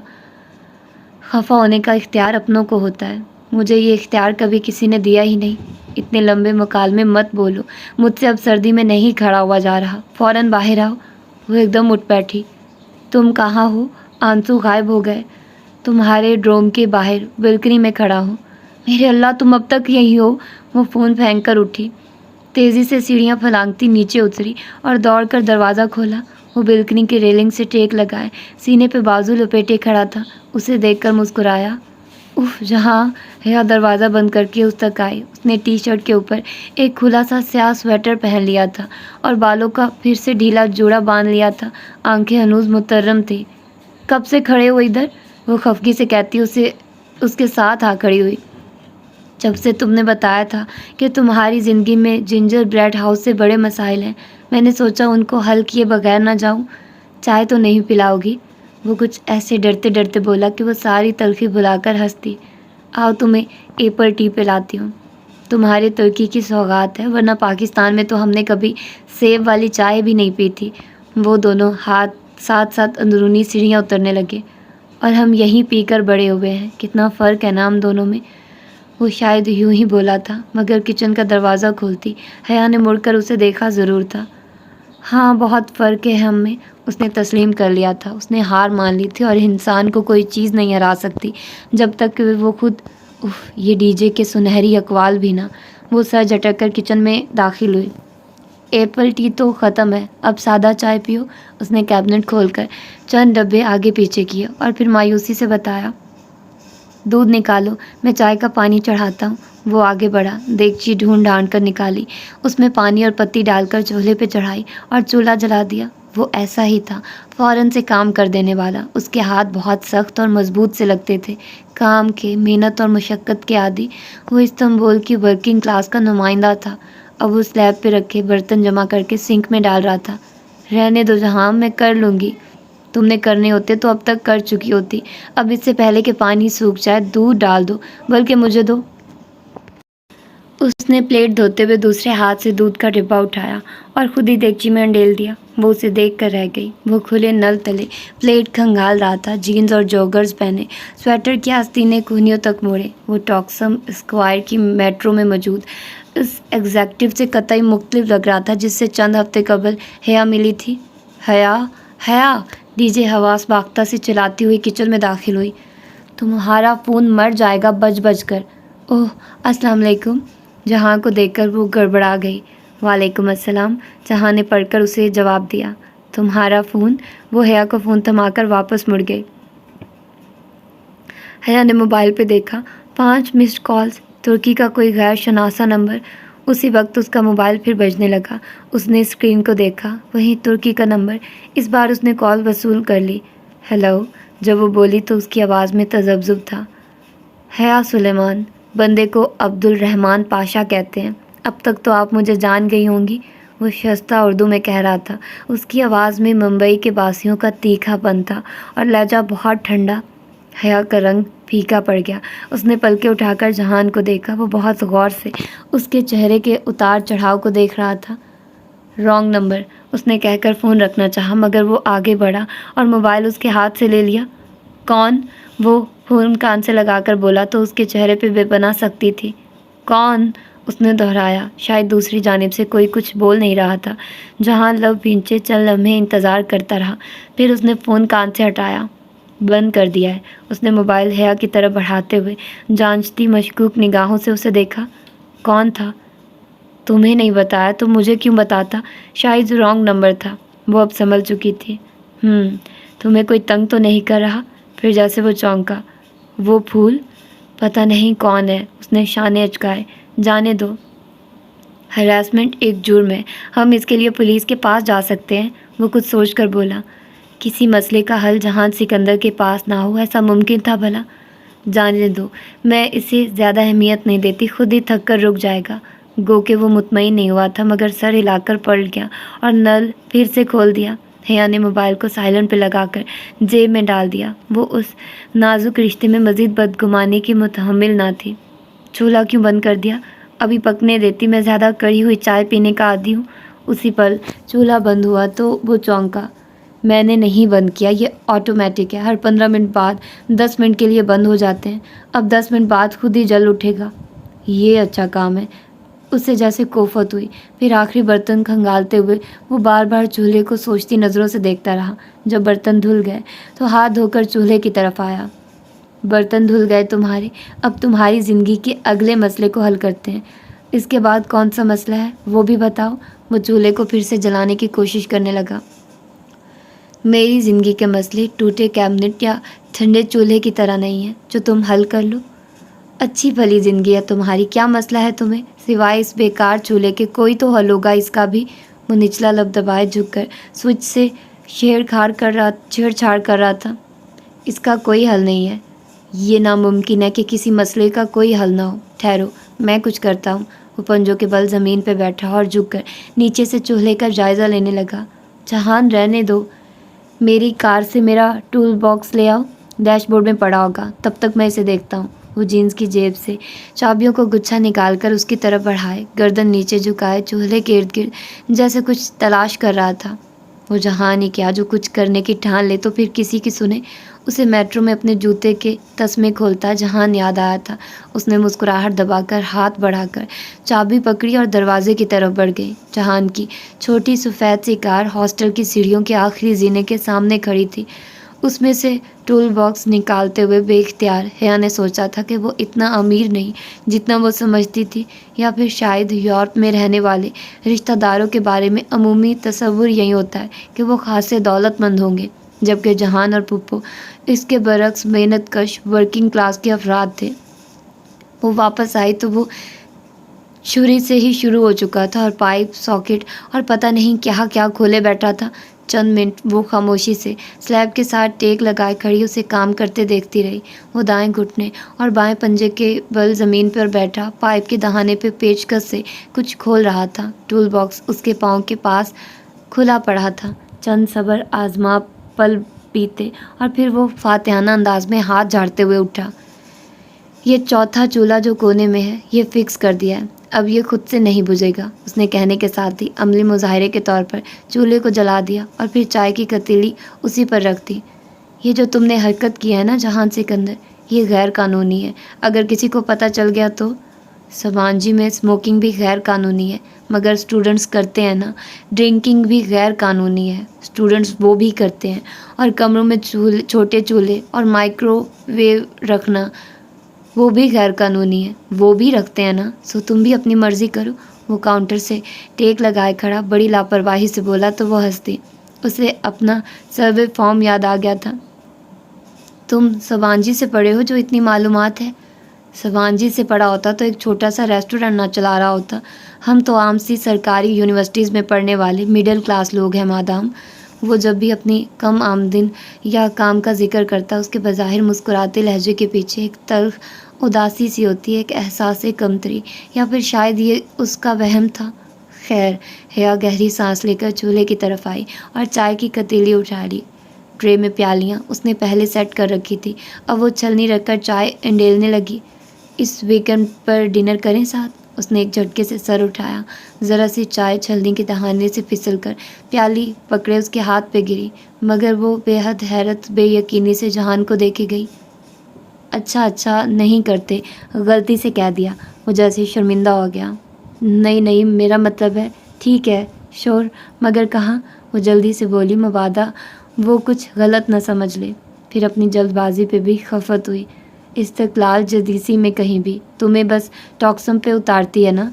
हया ने उसकी प्याली उठाकर उसे दी तो उसने सर के ज़रा से इस्बात के साथ थाम ली। हाँ, वो अपनी प्याली लेकर उसके बिलमुकाबिल स्लेब से टेक लगाए खड़ी हो गई और चाय में चम्मच हिलाने लगी। फिर मैं तुम्हें टॉक्सम से पिक कर लूँगा हफ्ते की रात 8 बजे। ठीक। वो घूंट भरते हुए मुस्कुरा दी। जब वो उसे वापस बाहर तक छोड़ने आई तो दोनों को अपने नीचे पाकर बेलकनी की बत्ती खुद से जल उठी। वो सीढ़ियों की तरफ बढ़ ही रहा था कि वो हौले से कह उठी, आई एम सॉरी, मैंने आज ओवर रिएक्ट कर गई थी। जहाँ ने पढ़कर उसे देखा। किचन के सारे बर्तन धुलवाकर, चूल्हा ठीक करवाकर और चाय के 2 कप बनवाकर تم نے بالآخر مان ہی لیا، بہت شکریہ، اب میں سکون سے سو سکوں گا۔ وہ گویا بہت تشکر اور احسان مندی سے بولا تھا۔ وہ خفت سے ہنسی، کہا نا سوری مجھے بھی کرنی چاہیے، مگر وہ میں ڈنر پہ کروں گا، ادھار رہا، ہفتے کی شام 8 بجے شارپ، مجھے یاد رہے گا۔ وہ سیڑھیاں اترنے لگا اور حیا سینے پہ بازو لپیٹے کھڑی اسے جاتے دیکھتی رہی۔ جب اس کی کار نظروں سے اوجھل ہو گئی تو وہ کمرے کی طرف مڑ گئی۔ بالکنی کی بتی بجھ گئی، سہارے میں تاریکی چھا گئی۔ ڈی جے وہیں کرسی پہ بیٹھی لیپ ٹاپ پہ کچھ ٹائپ کر رہی تھی۔ وہ زیر لب کوئی دھن گنگناتے ہوئے کمرے میں داخل ہوئی اور اپنے بینک کے زینے چڑھنے لگی۔ تمہارا کزن بڑا ہینڈسم ہے، ڈی جے نے مصروف سے انداز میں تبصرہ کیا۔ سو تو ہے، اس نے بستر میں لیٹ کر ڈی جے کو دیکھتے ہوئے جواب دیا۔ یہ وہی پھپھو کا بیٹا ہے نا؟ ڈی جے اسکرین کو دیکھتی لیپ ٹاپ کی کنجیوں پہ انگلیاں چلا رہی تھی۔ وہی شادی شدہ؟ ہاں، اس کے لبوں پہ دبی دبی سی مسکراہٹ در آئی۔ اچھا، ڈی جے مایوسی سے خاموش ہو گئی۔ حیا زیر لب وہی دھن گنگنانے لگی۔ بکو مت، مجھے اسائنمنٹ بنانے دو۔ کچھ دیر بعد ڈی جے جھنجھلا کر بولی، مگر وہ مسکراتے ہوئے گنگنائے جا رہی تھی۔ دروازہ کھلا تھا، اس نے دھکیلا تو وہ ایک ناگوار مگر آہستہ آواز کے ساتھ کھلتا چلا گیا۔ سامنے لاؤنج میں ابتری پھیلی ہوئی تھی، چھوٹا سا کچن بھی ساتھ ہی تھا جس میں اس کی بیوی کام کرتی ہوئی دکھائی دے رہی تھی۔ ہاشم قدم قدم چلتا کچن کے دروازے پہ آ کھڑا ہوا۔ اس کی بیوی اس کے سامنے جانب پشت کیے چولہا جلا رہی تھی۔ وہ بھی اس کی طرح تھی، دراز قد، گھنگریالے سیاہ بال اور اہل حبشہ کی سی مخصوص موٹی سیاہ آنکھیں۔ ڈاکٹر کیا کہتا ہے؟ وہ چونک کر پلٹی، پھر اسے دیکھ کر گہری سانس لی اور واپس چولہے کی طرف مڑ گئی۔ سرجری ہوگی اور اس کے لیے بہت سے پیسے چاہیے۔ وہ خاموشی سے کھڑا سنتا رہا۔ پیسوں کا انتظام ہوا؟ وہ کپڑے سے ہاتھ پہنچتی ہاشم تک آئی اور پریشانی سے اس کا چہرہ دیکھا۔ نہیں، ہاشم نے گردن دائیں سے بائیں ہلائی۔ تو اب کیا ہوگا؟ ہمیں انہی چند ہفتوں میں ہزاروں لیراز جمع کرنے ہیں۔ تم نے پاشا سے بات کی تھی؟ تو کیا کہتا ہے وہ بے قرار ہوئی۔ نہیں دے گا، جو کم میں کر رہا ہوں بس اس کی قیمت دے گا، اوپر ایک قرش بھی نہیں۔ کیوں؟ اتنا تو پیسہ ہے اس کے پاس، پورا محل تو کھڑا کر رکھا ہے بیوق ادا میں، پھر ہمیں کیوں نہیں دے گا؟ وہ کہتا ہے اس نے کوئی خیراتی ادارہ نہیں کھول رکھا، اور پھر مزید کس کھاتے میں دے؟ میں نے ابھی تک اس کی پچھلی رقم نہیں لوٹائی۔ ہاں تو وہ حارث کے علاج پہ لگ گئے تھے، کوئی جوا تو نہیں کھیلتے ہم؟ اس نے غصے سے ہاتھ میں پکڑا کپڑا میز پر دے مارا۔ وہ نہیں دے گا، میں کیا کروں؟ وہ بے حد مایوس تھا۔ مجھے نہیں پتا ہاشم، کہیں سے بھی ہو تم پیسوں کا بندوبست کرو ورنہ حارث مر جائے گا۔ ہاشم نے بے چارگی اور کرب سے سر جھٹکا۔ ہاشم کچھ کرو، ہمارے پاس دن بہت کم رہ گئے ہیں، ہمیں پیسے چاہیے ہر حال میں۔ کرتا ہوں کچھ۔ وہ جس شکستگی کے عالم میں آیا تھا اسی طرح واپس لوٹ گیا۔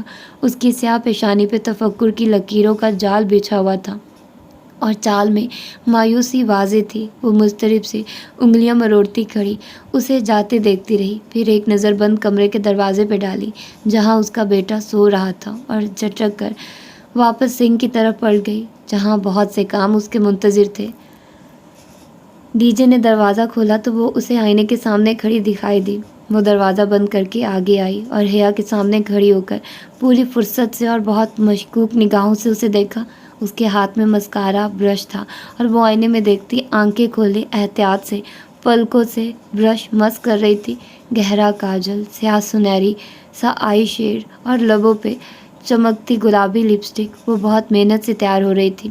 بال یوں سیٹ کر رکھے تھے کہ اوپر سے سیدھے آتے، بال کانوں کے پیچھے سے مڑ کر گھنگریالے ہو جاتے تھے۔ بالوں پہ اس نے کچھ لگا رکھا تھا کہ وہ گیلے گیلے سے لگتے تھے، اور جو فراک اس نے پہن رکھا تھا اس کی پیٹی قدیم طرز کے سنہری سکوں سے بھری تھی۔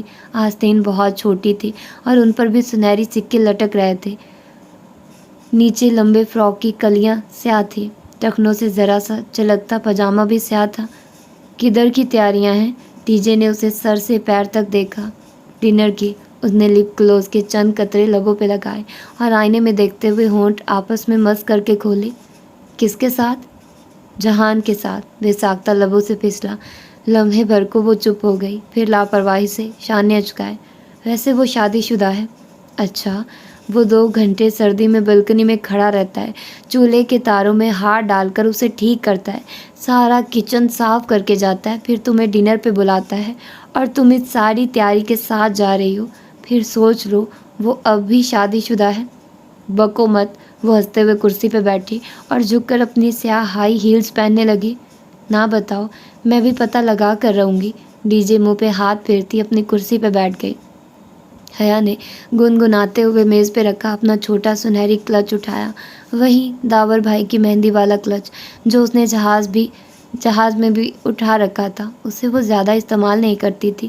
اب بھی کھولا تو اندر ایک تہہ کیا ہوا وزٹنگ کارڈ اور اتصالات کا کالنگ کارڈ بھی رکھا تھا جو انہوں نے ابو ظہبی میں خریدا تھا۔ اس نے موبائل، پیسے اور سامان جی کا ID کارڈ اندر رکھا۔ کلچ چھوٹا تھا، حالے کا دیا گیا موٹا بھدا موبائل اس میں پورا نہیں آ رہا تھا، تو اس نے موبائل ہاتھ میں پکڑ لیا اور اچھا میں چلی کہہ کر ہینگر پہ لٹکا اپنا سفید نرم کوٹ ایک ہاتھ سے کھینچ کر اتارا اور باہر لپکی باریک لمبی ہیل سے پتھریلی سڑک پر چلتے ہوئے اس نے کوٹ سیدھا کیا اور پہنا۔ پھر چلتے چلتے سامنے سے بٹن بند کیے۔ گورسل کا سٹاپ ذرا دور تھا، اسے وہاں تک پیدل جانا تھا۔ وہ کوٹ کی جیبوں میں ہاتھ ڈالے سر جھکائے تیز تیز سڑک پر چلتی جا رہی تھی۔ شام کی ٹھنڈی ہوا سے اس کے گیلے گھگریالے بال کمر پر اڑ رہے تھے۔ جس لمحے وہ گورسل سٹاپ کے قریب پہنچی، اسے گورسل دور سبانجی کے گیٹ سے باہر نکلتی دکھائی دی۔ حالے نے کہا تھا جس دن تمہاری گورسل چھوٹے گی اس دن حالے نور تمہیں بہت یاد آئے گی۔ اور اس پل بے بسی اور دکھ سے اس دور جاتی گورسل کو دیکھ کر اسے واقعی حالے نور بہت یاد آئی تھی۔ اس نے جیب سے موبائل نکالا اور جہان سکندر کو پیغام لکھا، میری گورسل چھوٹ گئی ہے، مجھے پک کر لو، میں سٹاپ پہ کھڑی ہوں۔ وہ کتنی ہی دیر وہاں سڑک پہ ٹہلتی رہی مگر اس کا جواب نہیں آیا۔ شاید اس غریب کے پاس جواب دینے کا بھی کریڈٹ نہیں تھا۔ ہارن کی آواز پر وہ اپنے حال میں لوٹ آئی جہاں ایک سیاہ چمکتی اس کے عین سامنے کھڑی تھی۔ ڈرائیور نے بٹن دبا کر اپنی طرف کا شیشہ نیچے کیا اور ذرا سا چہرہ موڑ کر اسے مخاطب کیا، مادام سلیمان ٹاکسم اسکوائر جہاں سکندر۔ ترک لب و لہجے میں ڈرائیور نے چند الفاظ ادا کیے تو اس نے سر ہلا دیا اور دروازہ کھول کر پچھلی نشست پر بیٹھ گئی۔ وہ یقیناً جہان کا ڈرائیور تھا، گو کہ اس نے مفلر چہرے کے گرد لپیٹ رکھا تھا اور سر پر ٹوپی بھی لے رکھی تھی۔ حیا بس اس کی ایک جھلک ہی دیکھ پائی تھی، پھر بھی اسے گمان گزرا کہ اس نے اس سیاہ فام حبشی کو کہیں دیکھ رکھا ہے۔ کہاں؟ یہ سوچنے کا وقت نہیں تھا۔ وہ مسکراتے ہوئے جہاں کو بہت شکریہ، میں پہنچ رہی ہوں، لکھنے لگی۔ ذرا کہ ذرا اس نے نگاہ اٹھا کر بیک ویو مرر میں 1-2 بار دیکھا بھی، مگر ڈرائیور نے اسے کچھ یوں سیٹ کر رکھا تھا کہ وہ صرف اپنا چہرہ دیکھ سکتی تھی۔ ٹاکسم اسکوائر پہ تاریکی کے پنچھی نے اپنے پر پھیلا رکھے تھے اور اسی مناسبت سے ہر سو بتیاں جگمگا رہی تھی۔ پورا اسکوائر ان مصنوعی روشنیوں سے چمک رہا تھا۔ مجسمہ آزادی کے اطراف سے مخالف سمتوں میں سڑکیں نکل رہی تھی، وہاں ہر سو ٹریفک کا رش تھا۔ مجسمہ آزادی کو چاروں اطراف سے گھاس کے ایک گول قطع اراضی نے گھیر رکھا تھا، جیسے کسی پھول کی 4 پتیاں ہوں اور ہر پتی کے کنارے کی لکیر پہ پتھریلی روش بنی ہوئی تھی۔ وہاں لوگوں کی خوب چہل پہل تھی۔ ڈرائیور نے اسکوائر کے مقابل ایک عمارت کی بیرونی دیوار کے ساتھ گاڑی کھڑی کر دی۔ جہان سکندر، اس نے انگلی سے اسی دیوار کے ساتھ ساتھ دور اشارہ کیا جہان سکندر کی سفید کار کھڑی تھی، یوں کہ وہ دیوار کے اس کنارے پہ تھی تو یہ سیاہ کار اس کنارے پہ۔ اس نے دروازہ کھولا اور باریک ہیل احتیاط سے باہر سڑک پہ رکھی۔ ٹاکسم اسکوائر کو اس کی ہیلز پسند نہیں تھی، اسے اندازہ تھا وہ اپنی گاڑی کے ساتھ ہی کھڑا تھا۔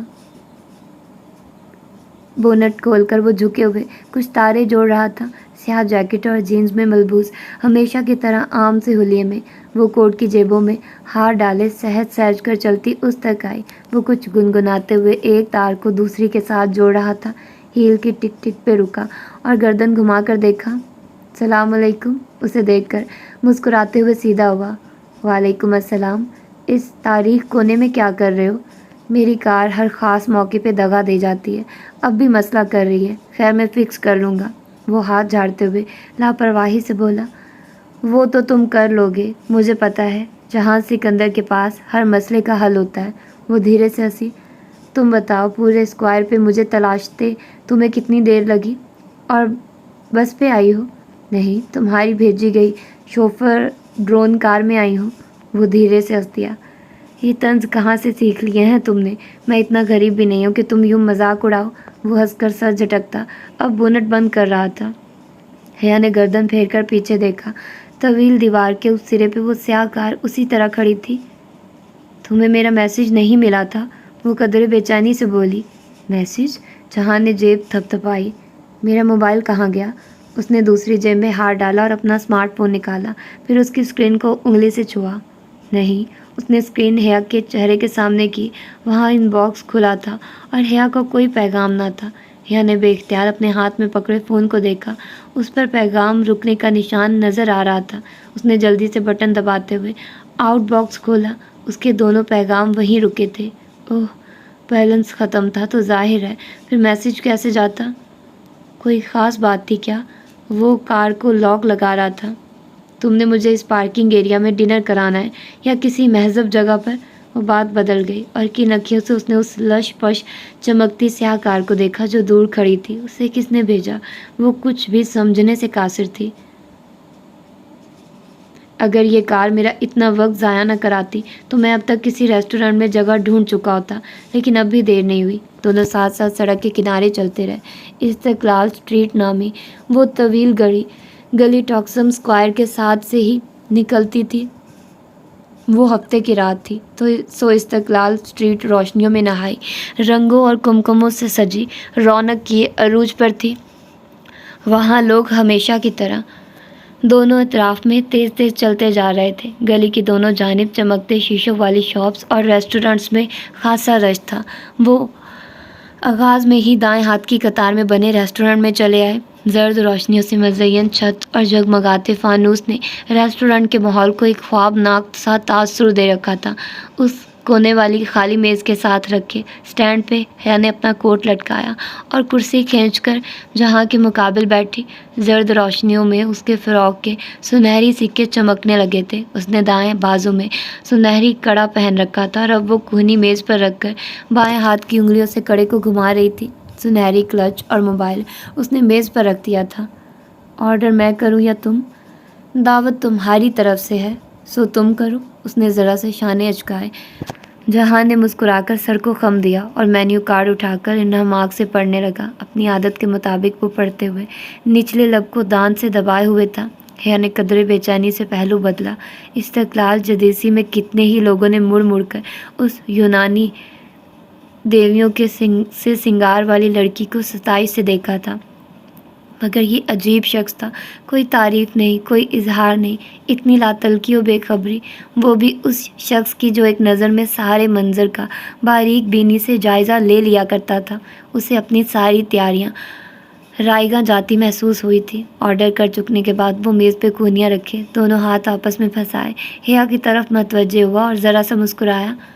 तुमने मुझसे उस रोज़ पूछा ही नहीं कि मैं तुम्हारे ड्रोम ब्लॉग क्यों आया था? वो मुस्कुराते हुए कितना अच्छा लगता था। उसके हल्के से भूरे शेड लिए स्याह बाल नौउम्र लड़कों की तरह माथे पे सीधे कटे हुए थे और अमूमन वो हल्के हल्के गीले होते थे। पुरकशिश आंखों में एक नरम धीमा सा तासुर लिए वो अब इतना कम गो और मोहतात नहीं लगता था जितना पहले दिन लगा था। जाहिर है किसी काम से ही आए होगे, मुझसे मिलने बिलखसूस आओ, ये तो ज़रा मुश्किल ही है। तुमसे मिलने बिलखसूस ही आया था और इसके लिए मम्मी को पाकिस्तान फ़ोन करके फ़ातिमा आंटी से तुम्हारे ड्रोम का नंबर पूछना पड़ा था, वरना तुमने हमें एड्रेस तक नहीं दे रखा। और ये बात तो अम्मा ने उसे कल ही फ़ोन पे बता दी थी, मगर लम्हे भर को उसने सोचा कि ढूंढने वाले तो बिना पते के भी ढूंढ लेते हैं, जैसे वो सफ़ेद गुलाब हर जगह उसे तलाश कर लेते थे। तो फिर आप क्यों आए थे मुझसे मिलने? बस यूं ही, मुझे लगा था कि तुम उस रोज़ इस्तिकलाल स्ट्रीट में मुझसे खफा हो गई थी। अच्छा, तो आपने मुझे उस दिन पहचान लिया था। हो सकता है वो मेरी शक्ल की कोई लड़की हो। वो बहुत जल्दी भुला देने वालों में से नहीं थी, सो बड़ी हैरत से कड़े को उंगलियों में घुमाती बोली थी। एक बात अभी क्लियर कर लेते हैं हया, वो कदरे आगे को होते हुए संजीदगी से बोला। میں بہت ایکسپریسو نہیں ہوں، میں لمبی لمبی باتیں نہیں کر سکتا، میں پریکٹیکل سا آدمی ہوں، ایسا آدمی جس کو فکر معاش ہمیشہ گھیرے رکھتی ہے۔ میرے پاس بڑی یونیورسٹی کی ڈگری نہیں ہے، میں ایک ریسٹورنٹ چلاتا ہوں جس کی ملکیت میری اپنی نہیں ہے، میں کئی سالوں سے اس ریسٹورنٹ کی قسطیں ادا کر رہا ہوں جو کہ پوری ہی نہیں ہو رہی۔ یہ چیز مجھے بہت پریشان رکھتی ہے۔ وہ لڑکی جو اس دن میرے ساتھ تھی وہ میرے ریسٹورنٹ کی عمارت کی آنر ہے، اور ہمارے درمیان اس وقت یہی مسئلہ زیر بحث تھا جب تم وہاں آئی۔ حیا، اس دن میں اتنا پریشان تھا کہ تم سوچ بھی نہیں سکتی۔ وہ میری پراپرٹی ضبط کرنے کی بات کر رہی تھی، اور اگر میں اس کی رقم ادا نہ کر پایا تو وہ ایسا کر بھی گزرے گی۔ اسی پریشانی میں تمہارے ساتھ مس بیہیو کر گیا۔ I am sorry for that, مگر اپنی تمام پریشانیوں میں بھی مجھے اپنے سے جڑے رشتوں کا احساس ہے اور میں ان کی پرواہ کرتا ہوں۔ حیا نے سمجھ کر اس بات میں سر ہلایا۔ اب بھی خفا ہو اس بات پہ؟ وہ قدرے توقف سے بولا۔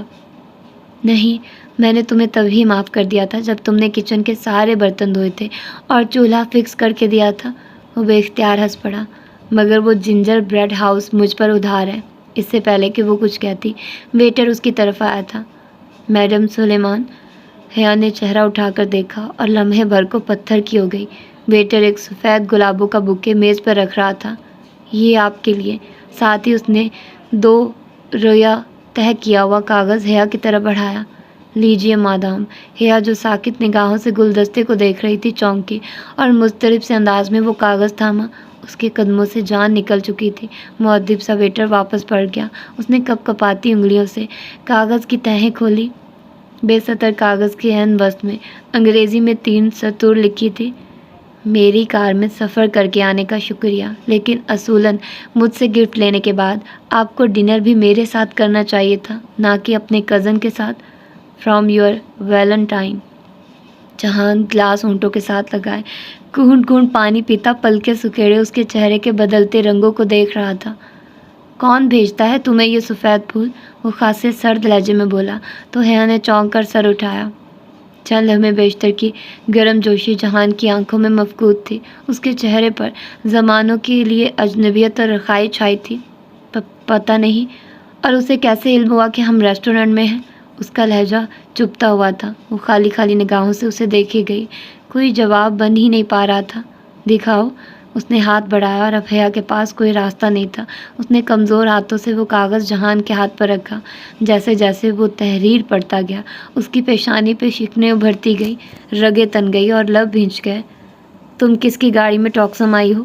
اس نے نگاہ اٹھا کر حیا کو دیکھا اور وہ ایک نگاہ میں سمجھ گئی تھی کہ وہ ایک مشرقی مرد تھا، تایا فرقان ابا اور روہیل کی طرح کا مشرقی مرد۔ وہ، میں سمجھی وہ تمہاری کار اور ڈرائیور ہے، میں سمجھی تم نے ڈرائیور بھیجا ہے۔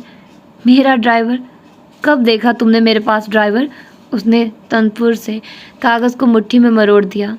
میں سمجھی، اور اس نے کہا تمہارا نام لیا تو اس نے یہ کہا کہ اس کو میں نے بھیجا ہے؟ اس نے 2 ٹوک انداز میں پوچھا۔ ہاں، نہیں، یعنی کہ نہیں، اس نے نہیں بتایا کہ اسے کس نے بھیجا ہے اور تم اس کے ساتھ بیٹھ گئی۔ حیا، تم یوں کسی کے گاڑی میں بھی بیٹھ سکتی ہو؟ میں نے کہا نا، میں سمجھی تمہاری کار تھی۔ بے بسی کے مارے اب اسے غصہ آنے لگا تھا۔ بے قصور ہوتے ہوئے بھی اسے اپنا آپ مجرم لگ رہا تھا۔ میرے پاس تم نے دوسری کار کب دیکھی؟ تم، اگر تمہیں مجھ پر اتنی بے اعتباری ہے تو میں لعنت بھیجتی ہوں تم پر۔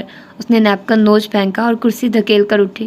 جو شخص یہ حرکت کرتا ہے وہ مجھ سے پوچھ کر نہیں کرتا، نہ اس میں میرا کوئی قصور ہے۔ اگر تم مجھے اتنا ہی برا سمجھتے ہو تو ٹھیک ہے، یہاں اکیلے بیٹھو، اکیلے کھاؤ اور اکیلے رہو۔ اس نے کلچ یوں ہاتھ مار کر اٹھایا کہ کرسٹل کا گلدان میز سے لڑک کے نیچے جا گرا۔ چھناکے کی آواز آئی اور وہ کرچیوں میں بٹ گیا۔ جہاں شاید اس کے لیے تیار نہیں تھا، مگر وہ اس کے تاثرات دیکھنے کے لیے رکی نہیں۔ وہ تیزی سے میز کی ایک طرف سے نکلی، سٹینڈ پہ لٹکا کوٹ کالر سے پکڑ کر کھینچا اور تیز تیز چلتی ہوئی باہر نکل گئی۔ اگر وہ اس کے پیچھے آنا بھی چاہتا تو ابھی جو نقصان وہ کر کے گئی تھی اسے پورا کر کے ہی آتا، اور اس کارروائی میں اسے جتنے منٹ لگتے اتنی دیر میں وہ اس سے دور جا چکی ہوتی۔ استقلال اسٹریٹ میں لوگ اسی طرح چل رہے تھے۔ وہ اس رش کے درمیان ہی میں کہیں تھی۔ اس نے کوٹ نہیں پہنا، بازو پہ ڈال دیا اور دونوں بازو سینے پہ لپیٹے وہ تیز تیز قدم اٹھاتی چلی جا رہی تھی۔ آنسو متواتر اس کی آنکھوں سے گر رہے تھے۔ وہ اس کے پیچھے نہیں آیا، اور اگر آیا بھی تو اس شور اور رش میں نہ اسے دیکھ پائی، نہ ہی اس کی آواز سن پائی، بس اسی طرح چلتی رہی۔ استقلال اسٹریٹ کا آخری کنارہ مڑ کر وہ ٹاکسم اسکوائر میں داخل ہوئی اور بالکل سیدھ میں چلتی ہوئی ٹاکسم پارک کی طرف بڑھ گئی۔ تاریخ پارک کے ایک گوشے میں وہ سنگی بینچ ویران پڑا تھا۔ وہ گرنے کے سے انداز میں اس پہ بیٹھی اور چہرہ دونوں ہاتھوں میں چھپا کر پھوٹ پھوٹ کر رو دی۔ انا، خودداری، عزت نفس اور اپنی ذات کے وقار کے وہ سارے اسباق جو وہ ہمیشہ خود کو پڑھاتی اور یاد دلاتی رہی تھی، آج بہت ذلت کے ساتھ چکنا چور ہوئے تھے۔ وہ شخص کب اس کو یوں ذلیل نہیں کرتا تھا، یوں بے مول بے وقت نہیں کرتا تھا۔ اسے ایک موقع بھی یاد نہ آیا۔ ہمیشہ ہر دفعہ وہ یہی کرتا تھا، یا پھر ایسا ہو جاتا تھا۔ آخر کب تک یوں چلے گا؟ بہت گرا لیا اس نے خود کو، بہت جھکا لیا، بہت بے مول کر لیا۔ اب وہ مزید نہیں جھکے گی، اب اس سے جھکنا پڑے گا۔ بس آج یہ طے ہو گیا، اس نے بے دردی سے آنکھیں رگڑتے ہوئے سوچا۔ پھر ارد گرد پھیلی رات کو دیکھا تو واپسی کا خیال آیا۔ اس نے گود میں رکھا سنہری کلچ کھولا تاکہ موبائل نکال سکے، مگر موبائل تو اس میں پورا ہی نہیں آتا تھا۔ وہ تو اس میز پہ رکھا تھا، اور